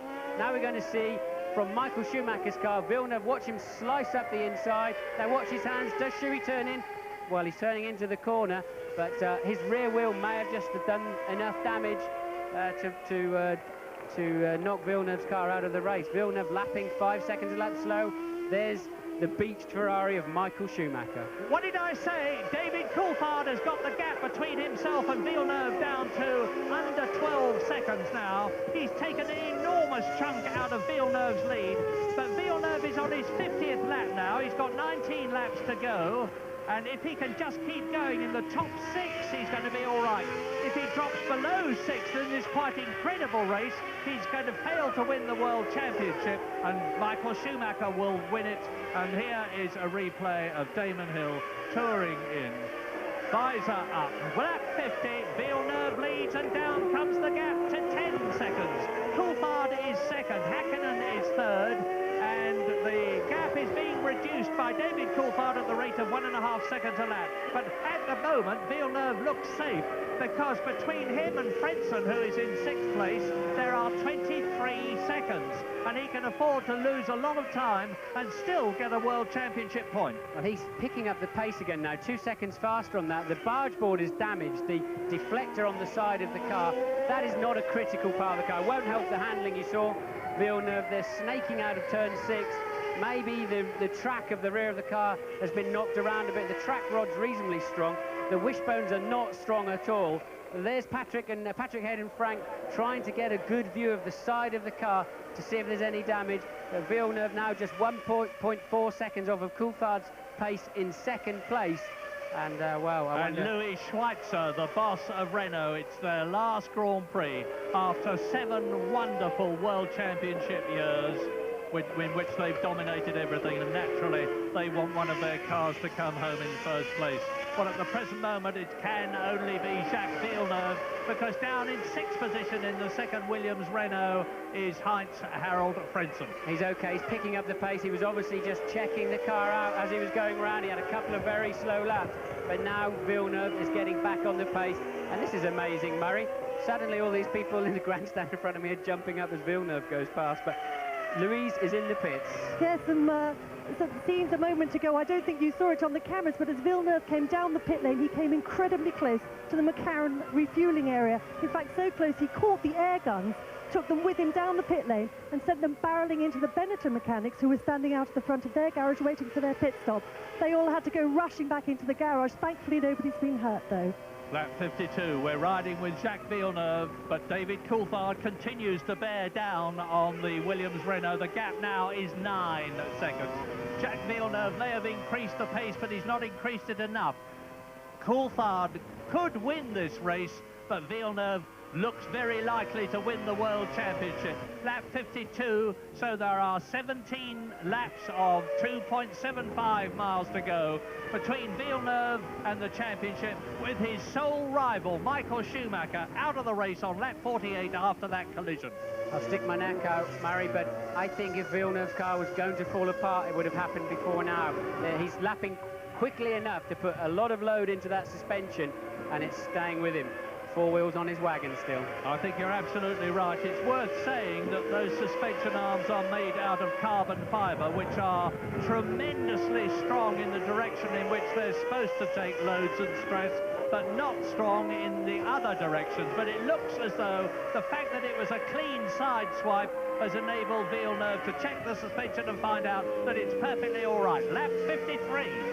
Yes, and Villeneuve now on the same pace as David Coulthard. James is in the Williams pit. And like you, Martin, I'm trying to assess whether there's any damage to Villeneuve's car. James Robinson, the chief engineer, came down off the wall. Patrick Head, you saw them in a conflab earlier. Now, the lap after the incident happened, Villeneuve's tyres were out in the pit lane. They thought there was a problem. Villeneuve radioed to get a set of tyres ready.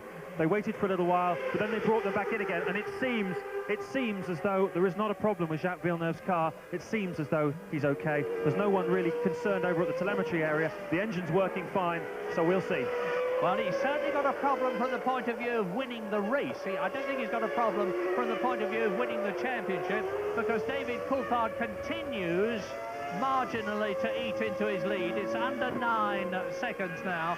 Coulthard second, Hakkinen third, looking good for McLaren, second and third. Irvine is fourth in the second Ferrari, the only one that's left, as Michael Schumacher walks into the garage. His race and World Championship year is over. Jacques Villeneuve is on his way, leading by 9 seconds on lap 54.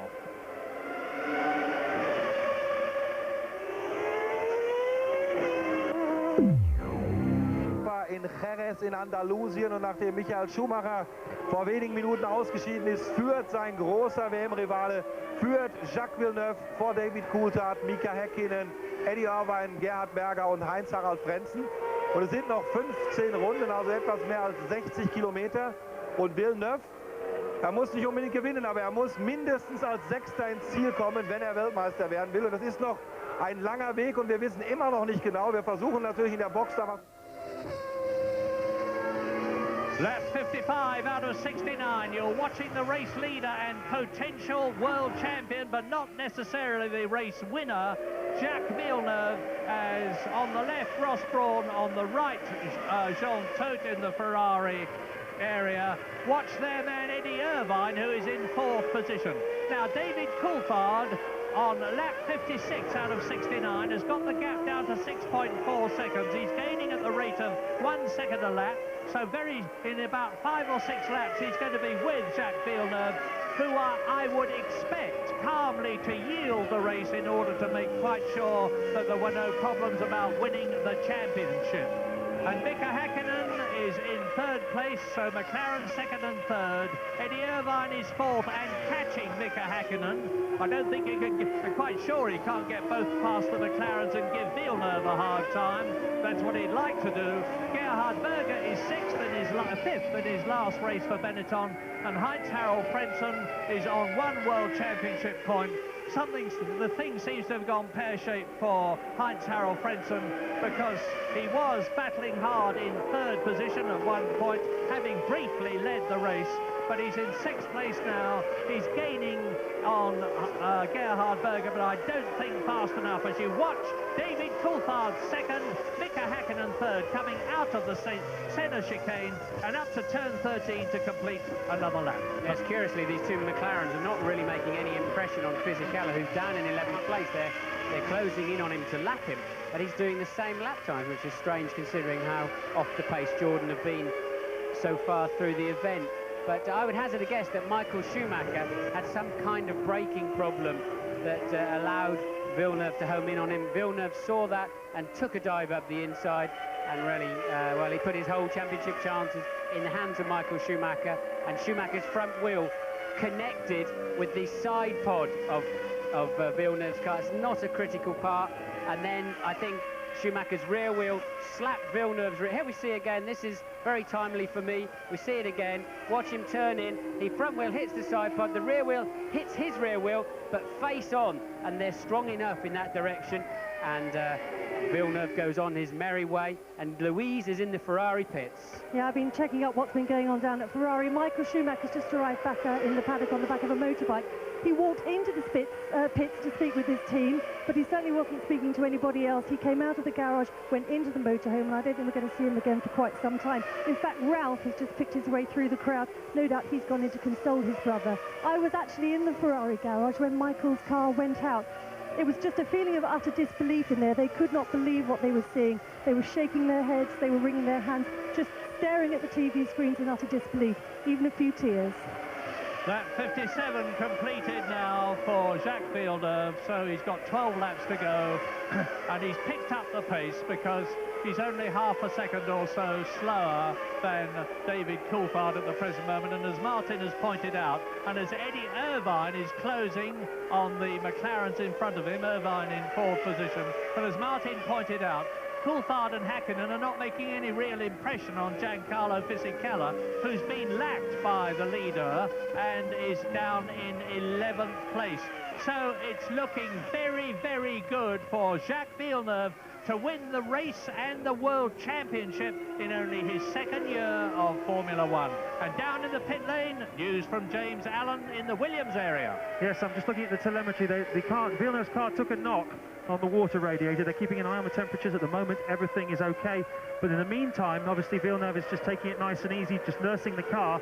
Patrick Head has just walked down and into the McLaren garage, obviously to have a word with them down there. Interestingly, Mansour OJ, during the course of this race, who is Ron Dennis's partner, and Ron Dennis himself have both been up to see Frank. This is before all the drama happened during the course of the race. Whether it was to do with what was going to happen on the track, the influence of Coulthard and Häkkinen on the outcome for them, I don't know. But nowadays, right now, Patrick's gone into their garage, obviously to talk to them about how they deal with this race.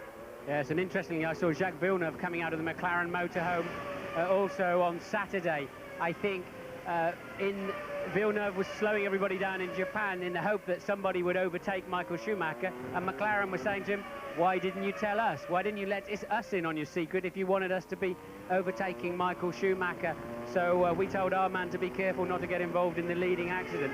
So quite clearly, I would suspect that Patrick has been and said to Ron Dennis and co, look, you know, if your guys come up, then Jacques is not going to give them a problem. Oh, he's got 10 laps to go, including the one he's on, and David Coulthard and Häkkinen continue to catch him.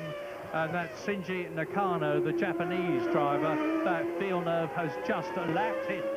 Nakano is in 10th place, and the gap between Villeneuve and Coulthard is 5 seconds, and Coulthard is lapping about half a second faster than Jacques Villeneuve, so it's not enough, I think, to take the lead away from Villeneuve in the closing stages of the race, because Jacques Villeneuve will have a very wide car if he doesn't decide to yield.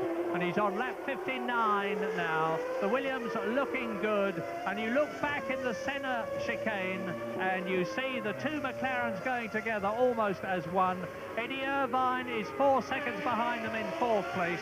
Gerhard Berger is still 5th in the points in his last Grand Prix. Heinz-Harald Frentzen is behind, very close to Gerhard Berger. It would be nice to have a look at him because Berger's giving him a hard time. Look at the way Nakano's staying with Villeneuve. Slow lap there from Villeneuve, 26.5. McLaren's taking another 0.4 of a second. The gap now down to 4.7. I tend to disagree with you. I think those McLarens are going to be snapping at his gearbox in the very near future. There's 10 laps to go, time enough for them to be giving him a hard time, and if they show him a wheel, he'll be jumping out of the way because he's seen enough wheels in his side pod for one day. Yeah, I've just had an agonising reappraisal of the whole situation, Martin, and I think you're right. That is what is very likely to happen. And we're on lap 60 now, but still Giancarlo Fisichella, he's just lapped in 1:25.8 in comparison with David Coulthard's 1:26.1. So Fisichella is holding his end up, but he's down in 11th position. Top 10, Villeneuve on lap 60. 4.7 seconds ahead of David Coulthard and holding firm. Häkkinen 3rd, Irvine 4th, Berger 5th, Frentzen 6th, Panis 7th, Herbert 8th, Magnussen 9th, Nakano 10th, and against expectations, Goodyear very much winning the tar battle between themselves and the Bridgestone concern as we ride over the line up to turn 1 with Jacques Villeneuve into his 61st lap. Well, he's responded again now. Villeneuve back into the 25s. Coulthard just a smidge quicker on that lap. Villeneuve is still responding, so clearly they don't have too many worries about their water temperatures, otherwise he'd continue to back off. Yeah, 4.6 seconds he can afford to lose time, a small amount of time on each lap, because he's only got 9 of those 2.75-mile laps between himself and the World Championship that every Formula One driver aspires to. Yes, Fisichella back in 11th place is controlling this race at the moment. It's a shame. Head. Yes, Patrick Head walking back into the garage, the Williams technical director, walking back into the garage there. I don't know, no idea what he would have been saying on the pit wall, but it's a pity that the two McLarens are tucked up behind that Jordan, because I'd like to see them really coming through and making a good finale to this great race and a great racing season. Well, remember that with Jacques Villeneuve potentially on 87 points in the World Championship, if he gets 10 for winning this race, in comparison with Michael Schumacher's 78, he's got to finish in the top 6 to win the World Championship. If anything did happen to his car and took him out of the race, which would be no justice because he's now on his 62nd lap out of 69, it would lose the championship for him, and Villeneuve and Schumacher would win it by 1 point. But Villeneuve certainly looking strong, his car's looking good, and he is still 5 seconds ahead of David Coulthard, who is making no impression now on the flying Williams Renault. Yes, I have to say that Fisichella is doing nothing wrong, because the McLarens are not really pushing them hard enough. He's not holding them up. He won't be seeing blue flags. There you can see the gap in the background, and the McLarens, I don't know, understand why they can't just move up and get on with it, and where Fisichella's got this pace from. But Fisichella's doing absolutely nothing wrong until the blue flags are waving. James. Yes, Murray, you'll love this. A couple of the Williams mechanics just grabbed me and said to me, listen, Murray hasn't put the curse on us yet, has he? He hasn't said this now, Villeneuve is now the world champion, he's now the race winner, has he? I said, no, calm your boots, lads. He hasn't said anything of the sort, and I'm sure he isn't going to until the checkered flag. No, indeed he is not. But he's watching Eddie Irvine, who is flying in the Ferrari in 4th position, trying to get onto the podium for his last race for Ferrari in 1997. He's 4.6 seconds behind Mika Häkkinen, but he's catching very slowly the McLaren Mercedes ahead of him. Well, our Spanish producer seems to have decided to stay with Jacques Villeneuve for the rest of the race, in which case, as he's on lap 63, we're going to be with him for another 6 laps. Villeneuve has steadied the gap.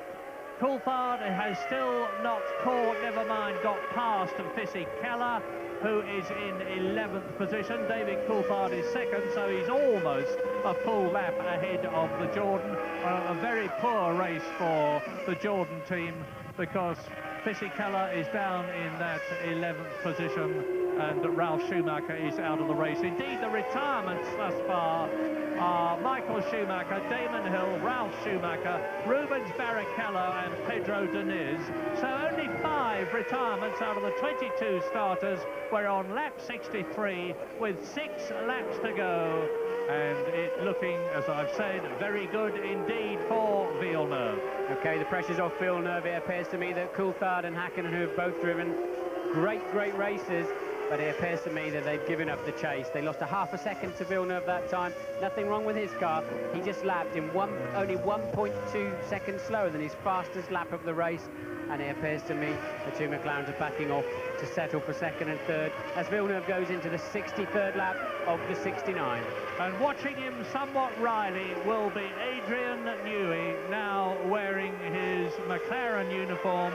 The man who left the Williams team and joined McLaren, and the man who with Patrick Head, built Williams into the position of dominance with the Renault power that they have had for years. They've won 9 Constructors' Championships.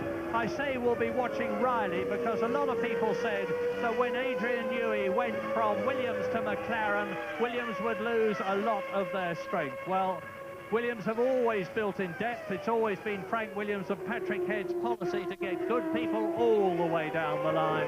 And they've got an enormously strong, powerful organisation at Grove.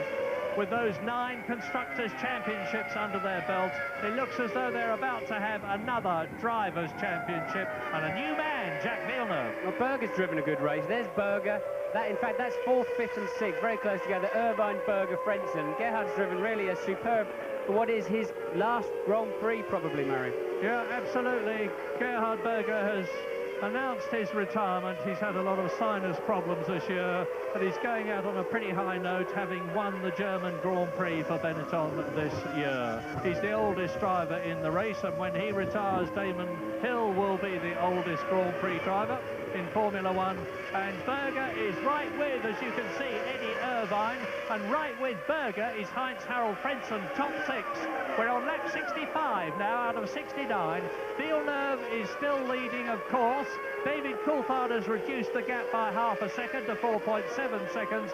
Mika Häkkinen is still 3rd behind Coulthard, and you're watching this battle for 4th position between Eddie Irvine's Ferrari, Gerhard Berger's Benetton, Heinz-Harald Frentzen's Williams, and Frentzen is 53 seconds ahead of Olivier Panis, who is in 7th position, the top Bridgestone runner. Interestingly, Villeneuve allowing Nakano through there. Villeneuve really backing off, and now look how close the McLarens are. That's we saw Fisichella and the 2 McLarens in the background. Villeneuve letting Nakano through. How strange. Well, we'll see. I mean, it's by no means impossible that there is something awry with the Williams.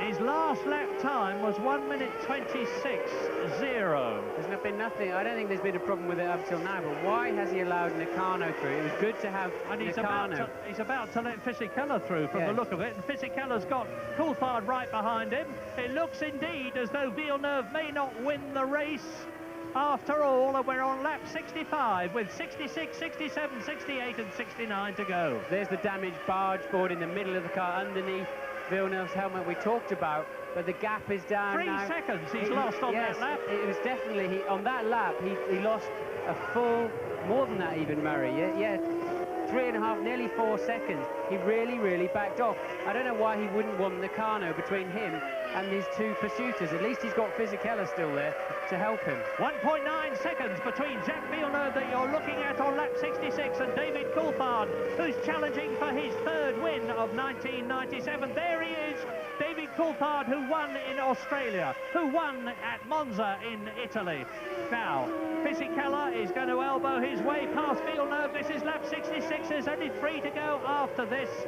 But there's a long way in terms of time between Villeneuve, who leads, and Frentzen, who is 2nd. Well, not all that much, come to think of it. 7.3 seconds. And Villeneuve is holding everybody up. He's going to have a wide car now. He's going to try and stop Fisichella from getting through. And Coulthard and Häkkinen, there they are, 2nd and 3rd. I said it was going to be a barnstorming finish, and that is exactly what it's going to be as Häkkinen challenges Coulthard. They're coming up to complete the 66th lap. Here's a race win here for Häkkinen. He can see it, and Coulthard can see it too, and he blocks Häkkinen on the way into the last corner. Those two are having their own private battle, as meanwhile... Mika Häkkinen goes through and takes David Coulthard. Coulthard lifted off, for sure. Coulthard lifted off. The team must have told him, let Häkkinen through. We think he's faster. For whatever reason, Coulthard had to let Häkkinen through. Sorry, Martin. Irvine 4th, just behind them. Berger 5th, just behind him. Frentzen is in 6th position. 6 seconds. 6 seconds. Covers the top 6 on lap 67 out of 69. What an incredible finish. There is Coulthard. There is Coulthard behind Mika Häkkinen, who is bearing down on Jacques Villeneuve. Mika Häkkinen has yet to win a Grand Prix, and the Swede has driven in, the Finn has driven in 95 of them already. He can smell victory. Well, Villeneuve's picked up his pace again. He's back in the 26s. And while the McLarens were squabbling over that last corner and letting each other through on the pit straight, they let the gap get back to 2.6 seconds, and it's given Villeneuve a breather. And still the Jordan is there between him and the two McLarens. Well, now, if Häkkinen can get past Fisichella and go for Villeneuve, I hesitate to say this, but I'm going to nevertheless, Häkkinen will be very, very determined to win, and he will force his way through, but then Villeneuve, I'm sure, will just give way. He's much more anxious to win the championship than the race, and he's now on his 68th and last lap but one. And look at Irvine. Irvine is closing on Coulthard. Clearly McLaren think that Häkkinen is faster. They think Coulthard had enough chances to get past Fisichella, hasn't done it. We've been talking about it. Now they've released Häkkinen and saying, you have a go at Fisichella, because for whatever reason, Villeneuve is ailing, he's limping just a little bit, but he can still respond. We're on board with Häkkinen as we move into the back straight, heading down towards the hairpin at turn 6. A good place to overtake, but he's too far behind. There's the blue flags flying. The blue flags are out. Fisichella now has to move over within 3 marshals posts to let Häkkinen through. There's the blue flags again. Yes, he does. That's allowed Häkkinen through. Now he can have a go at the back of Villeneuve's car, but it's too late. I think it's too late, unless Villeneuve really does have a particular problem. This is going to be an absolutely riveting last lap coming up as Jacques Villeneuve goes into the Senna chicane. And those are turns 10 and 11.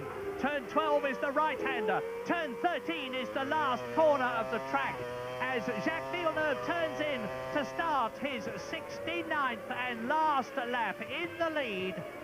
And he's on his way to the World Championship now, without a doubt. He's on to the last lap. But Mika Häkkinen is going to try to win this race. Well, the Ferrari fans are waving Häkkinen on now outside our window.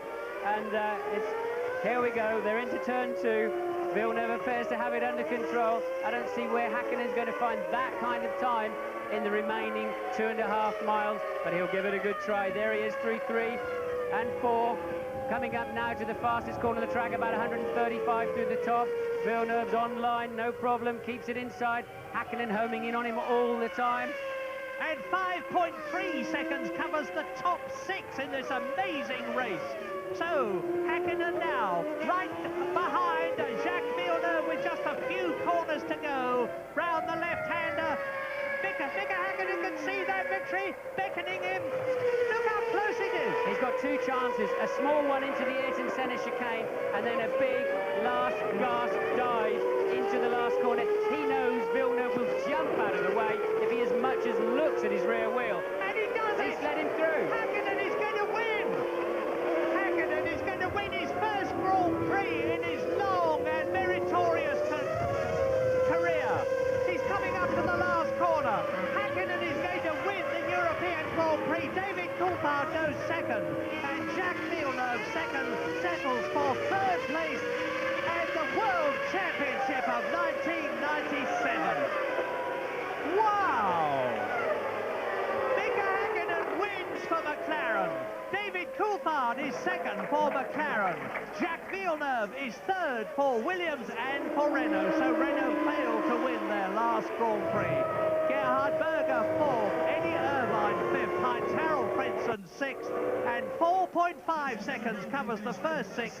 And look at the joy, the unbounded joy in the Williams area with their new world champion, Jacques Villeneuve from Canada. The first McLaren 1-2 since Japan 91. Don't ask me to explain that last lap. It appeared to me as if Villeneuve was just backing off and letting the 2 McLarens through. I can't see the logic in that. I think he had the speed to win the race, but all he needed to do was win the World Championship. So he obviously wasn't going to put up a big fight, but it did appear to me that he was really, really cruising on that last lap. All the focus there on the Williams team, but McLaren had a 1-2 in the race.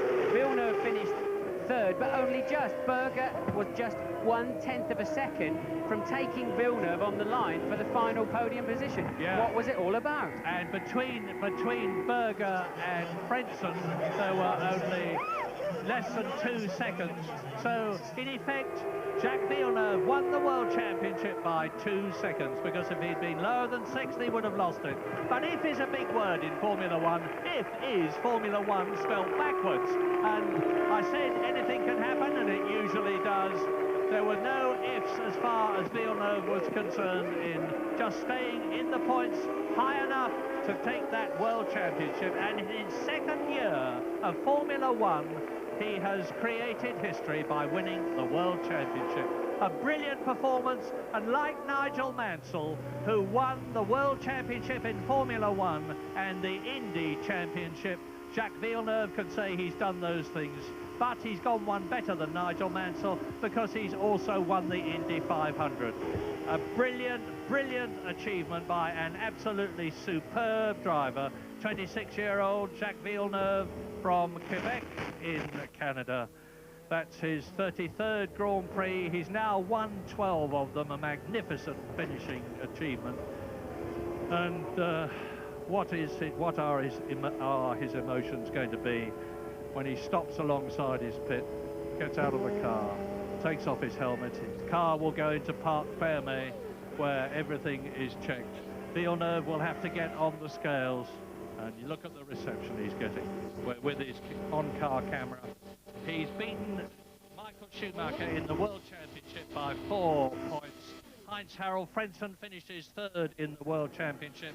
Lacey and Coulthard tie for 4th position, and Mika Häkkinen and Gerhard Berger tie for 6th position in the 1997 World Championship.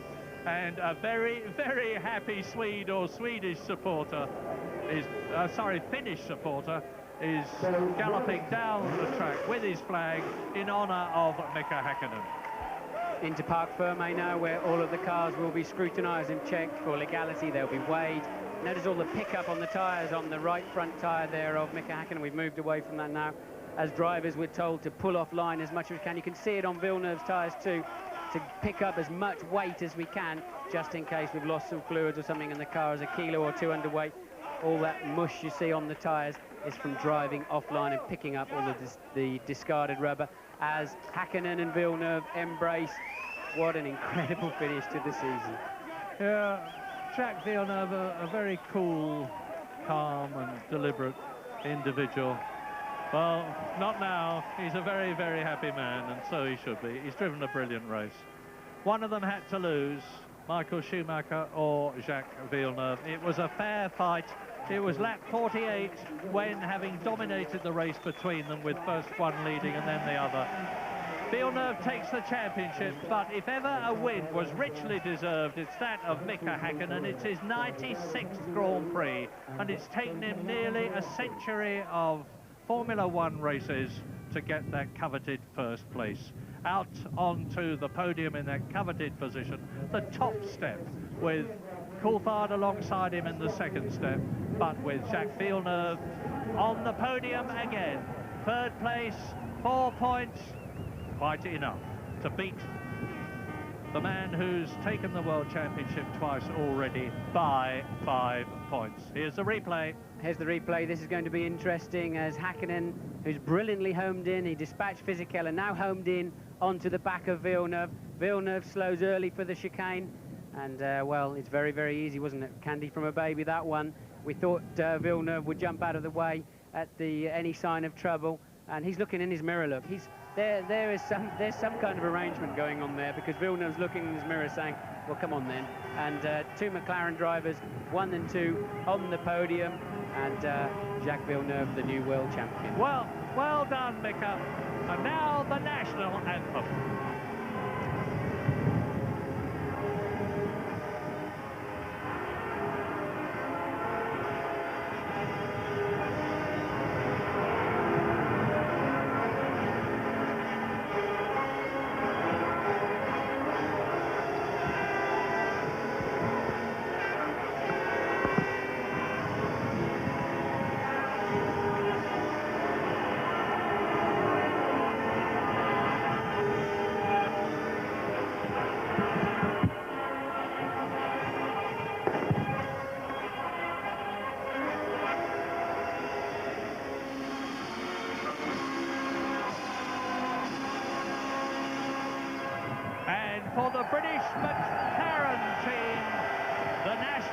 open.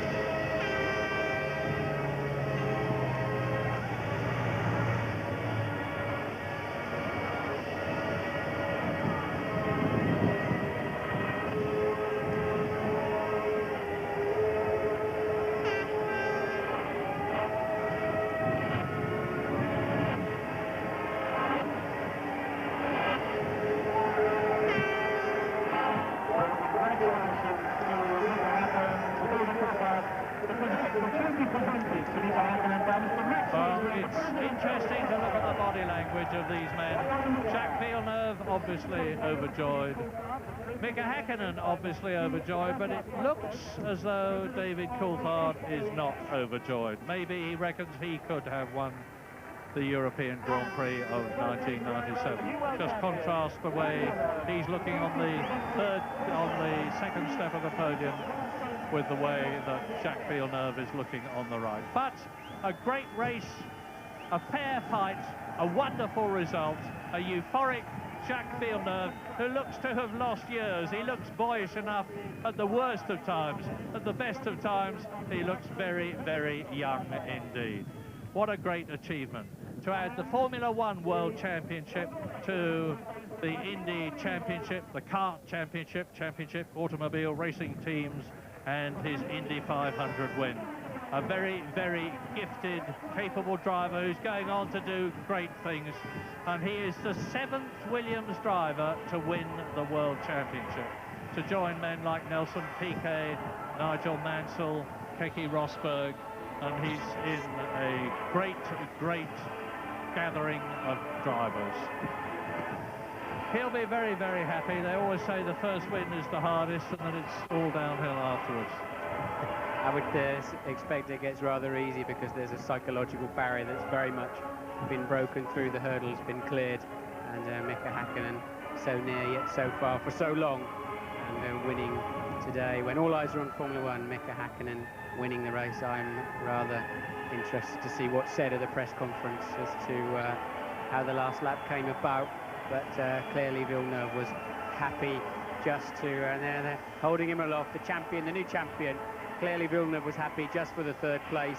Renault will be disappointed not to win their final Grand Prix, certainly for some time in Formula One, but a 1-2 for Mercedes-Benz. They're going to be extremely happy in Germany for that. But of course, Michael Schumacher failing to win his third title, there'll be more than a little disappointment over that. And that's the 6th winner we've had this year. You're right, Martin. Mercedes-Benz have fought hard and long in support of the McLaren team to get the wins that they deserve. They've had a couple this year with David Coulthard. Now they can say both their drivers have won. I was talking to Mario Ilian immediately before the race, one of the joint bosses of Ilmor, the British team, the British concern of Brixworth, who design and build the engines for Mercedes-Benz. And he was saying they'd come a long way. They felt they got a long way still to go, but they've done a fantastic job here, first and second, and they'll be able to look forward to 1998 with real happiness in their heart.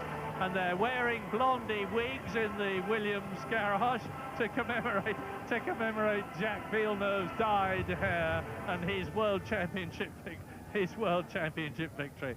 So, a win in Spain in the European Grand Prix to clinch the World Championship. Jacques Villeneuve, who beat David Coulthard, and Mika Häkkinen wins the race, 1.6 seconds ahead of David Coulthard, 1.8 seconds ahead of Jacques Villeneuve, 1.9 seconds ahead of Gerhard Berger. And in 5th position, Eddie Irvine. 6th, Heinz-Harald Frentzen. Only 4.5 seconds cover the first 6 home. Olivier Panis, 7th in the Prost, ahead of Johnny Herbert in 8th place. Jan Magnussen for Stewart finishes his first World Championship Formula One year on a very high note indeed by beating his teammate Rubens Barrichello. In 10th position, Shinji Nakano, the Japanese driver in the Prost, beating Giancarlo Fisichella, the top Jordan finisher. Awful race for them. 11th place, a lap down. You're watching the replay of Schumacher hitting Villeneuve, while Frentzen maintains a respectable distance, makes no attempt to exploit the situation and get through and take the lead. And behind Fisichella in 12th position, Mika Salo in the Tyrrell.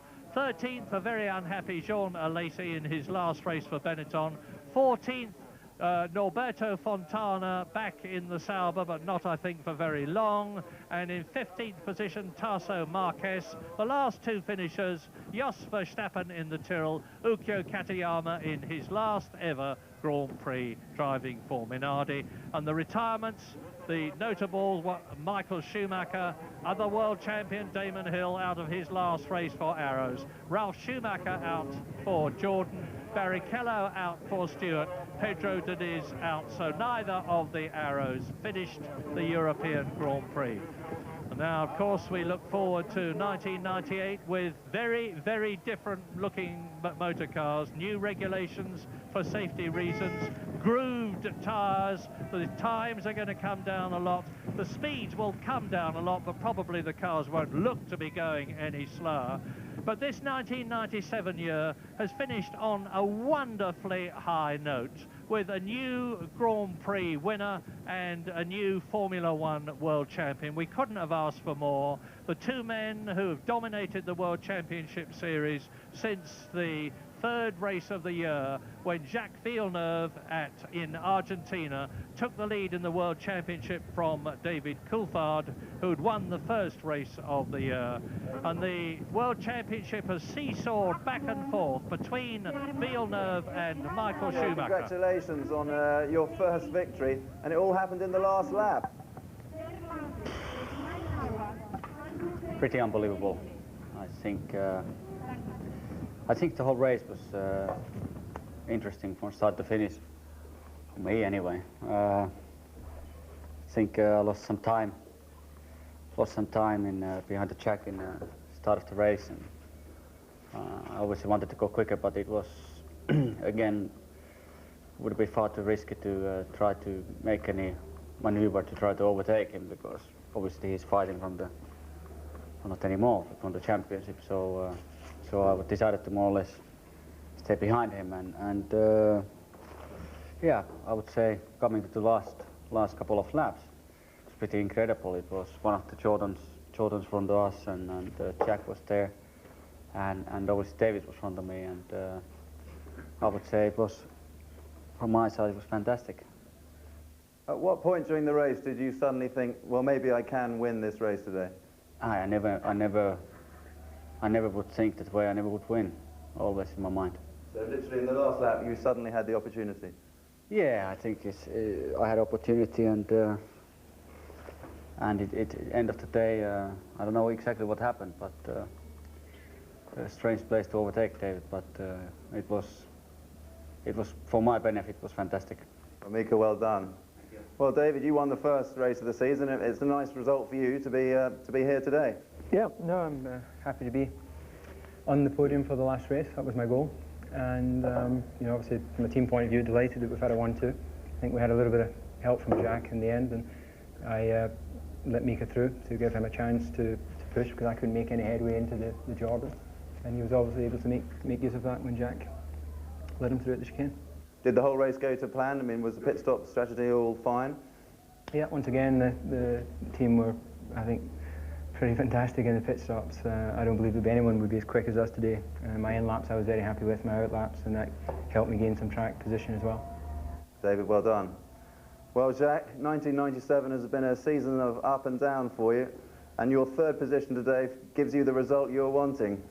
Yeah, the championship feels great now. It's been an up and down season. We've been the most competitive team since the beginning of the season, but there's been many races where we didn't get the job done. I made a few mistakes, the team made a few mistakes, and then somehow things didn't go right when they should have gone right. So to win it here after the disqualification of Suzuka feels great. I was a little bit worried 20 laps from the end because when I overtook Michael, well, I wasn't really surprised when he finally decided to turn in on me. It was a little bit expected, so you know, I knew I was taking a big risk. But when he turned in on me, we banged wheels and I jumped in the air and I really thought I'd broken the car. Luckily he went off and my car felt very strange. The rear end, mostly on right-handers, didn't feel very stable. I could push for a few laps, but then I had to slow down because the tires were heating up in a strange way. And I could keep on doing that push, then slow down, push, then slow down, and then toward the end, Nakano was in my mirrors, and I didn't want to have to look in the mirrors all the time, so I let him by. And everybody got closer to me, and then Mika got very close to me, and he didn't want to be part of the fight at the beginning of the race when he was quicker, and he stayed out of the battle later on in the race. So when he was in my mirrors, there was a question of either pushing like a maniac and risking to go off with the way the car was handling, or seeing if he made a move to just let him through, and he made a move, and then David was very close, so you know, I didn't fight it either. How quickly did you find out that Michael Schumacher had actually stopped on the circuit? Were you told on the radio? No, I knew it right away because the way he hit me was really, really hard. I'm surprised that I could actually finish the race. You know, I couldn't go more on the inside. I was actually on the grass. So, you know, either Michael had his eyes closed or somehow his hands slid on the steering or something.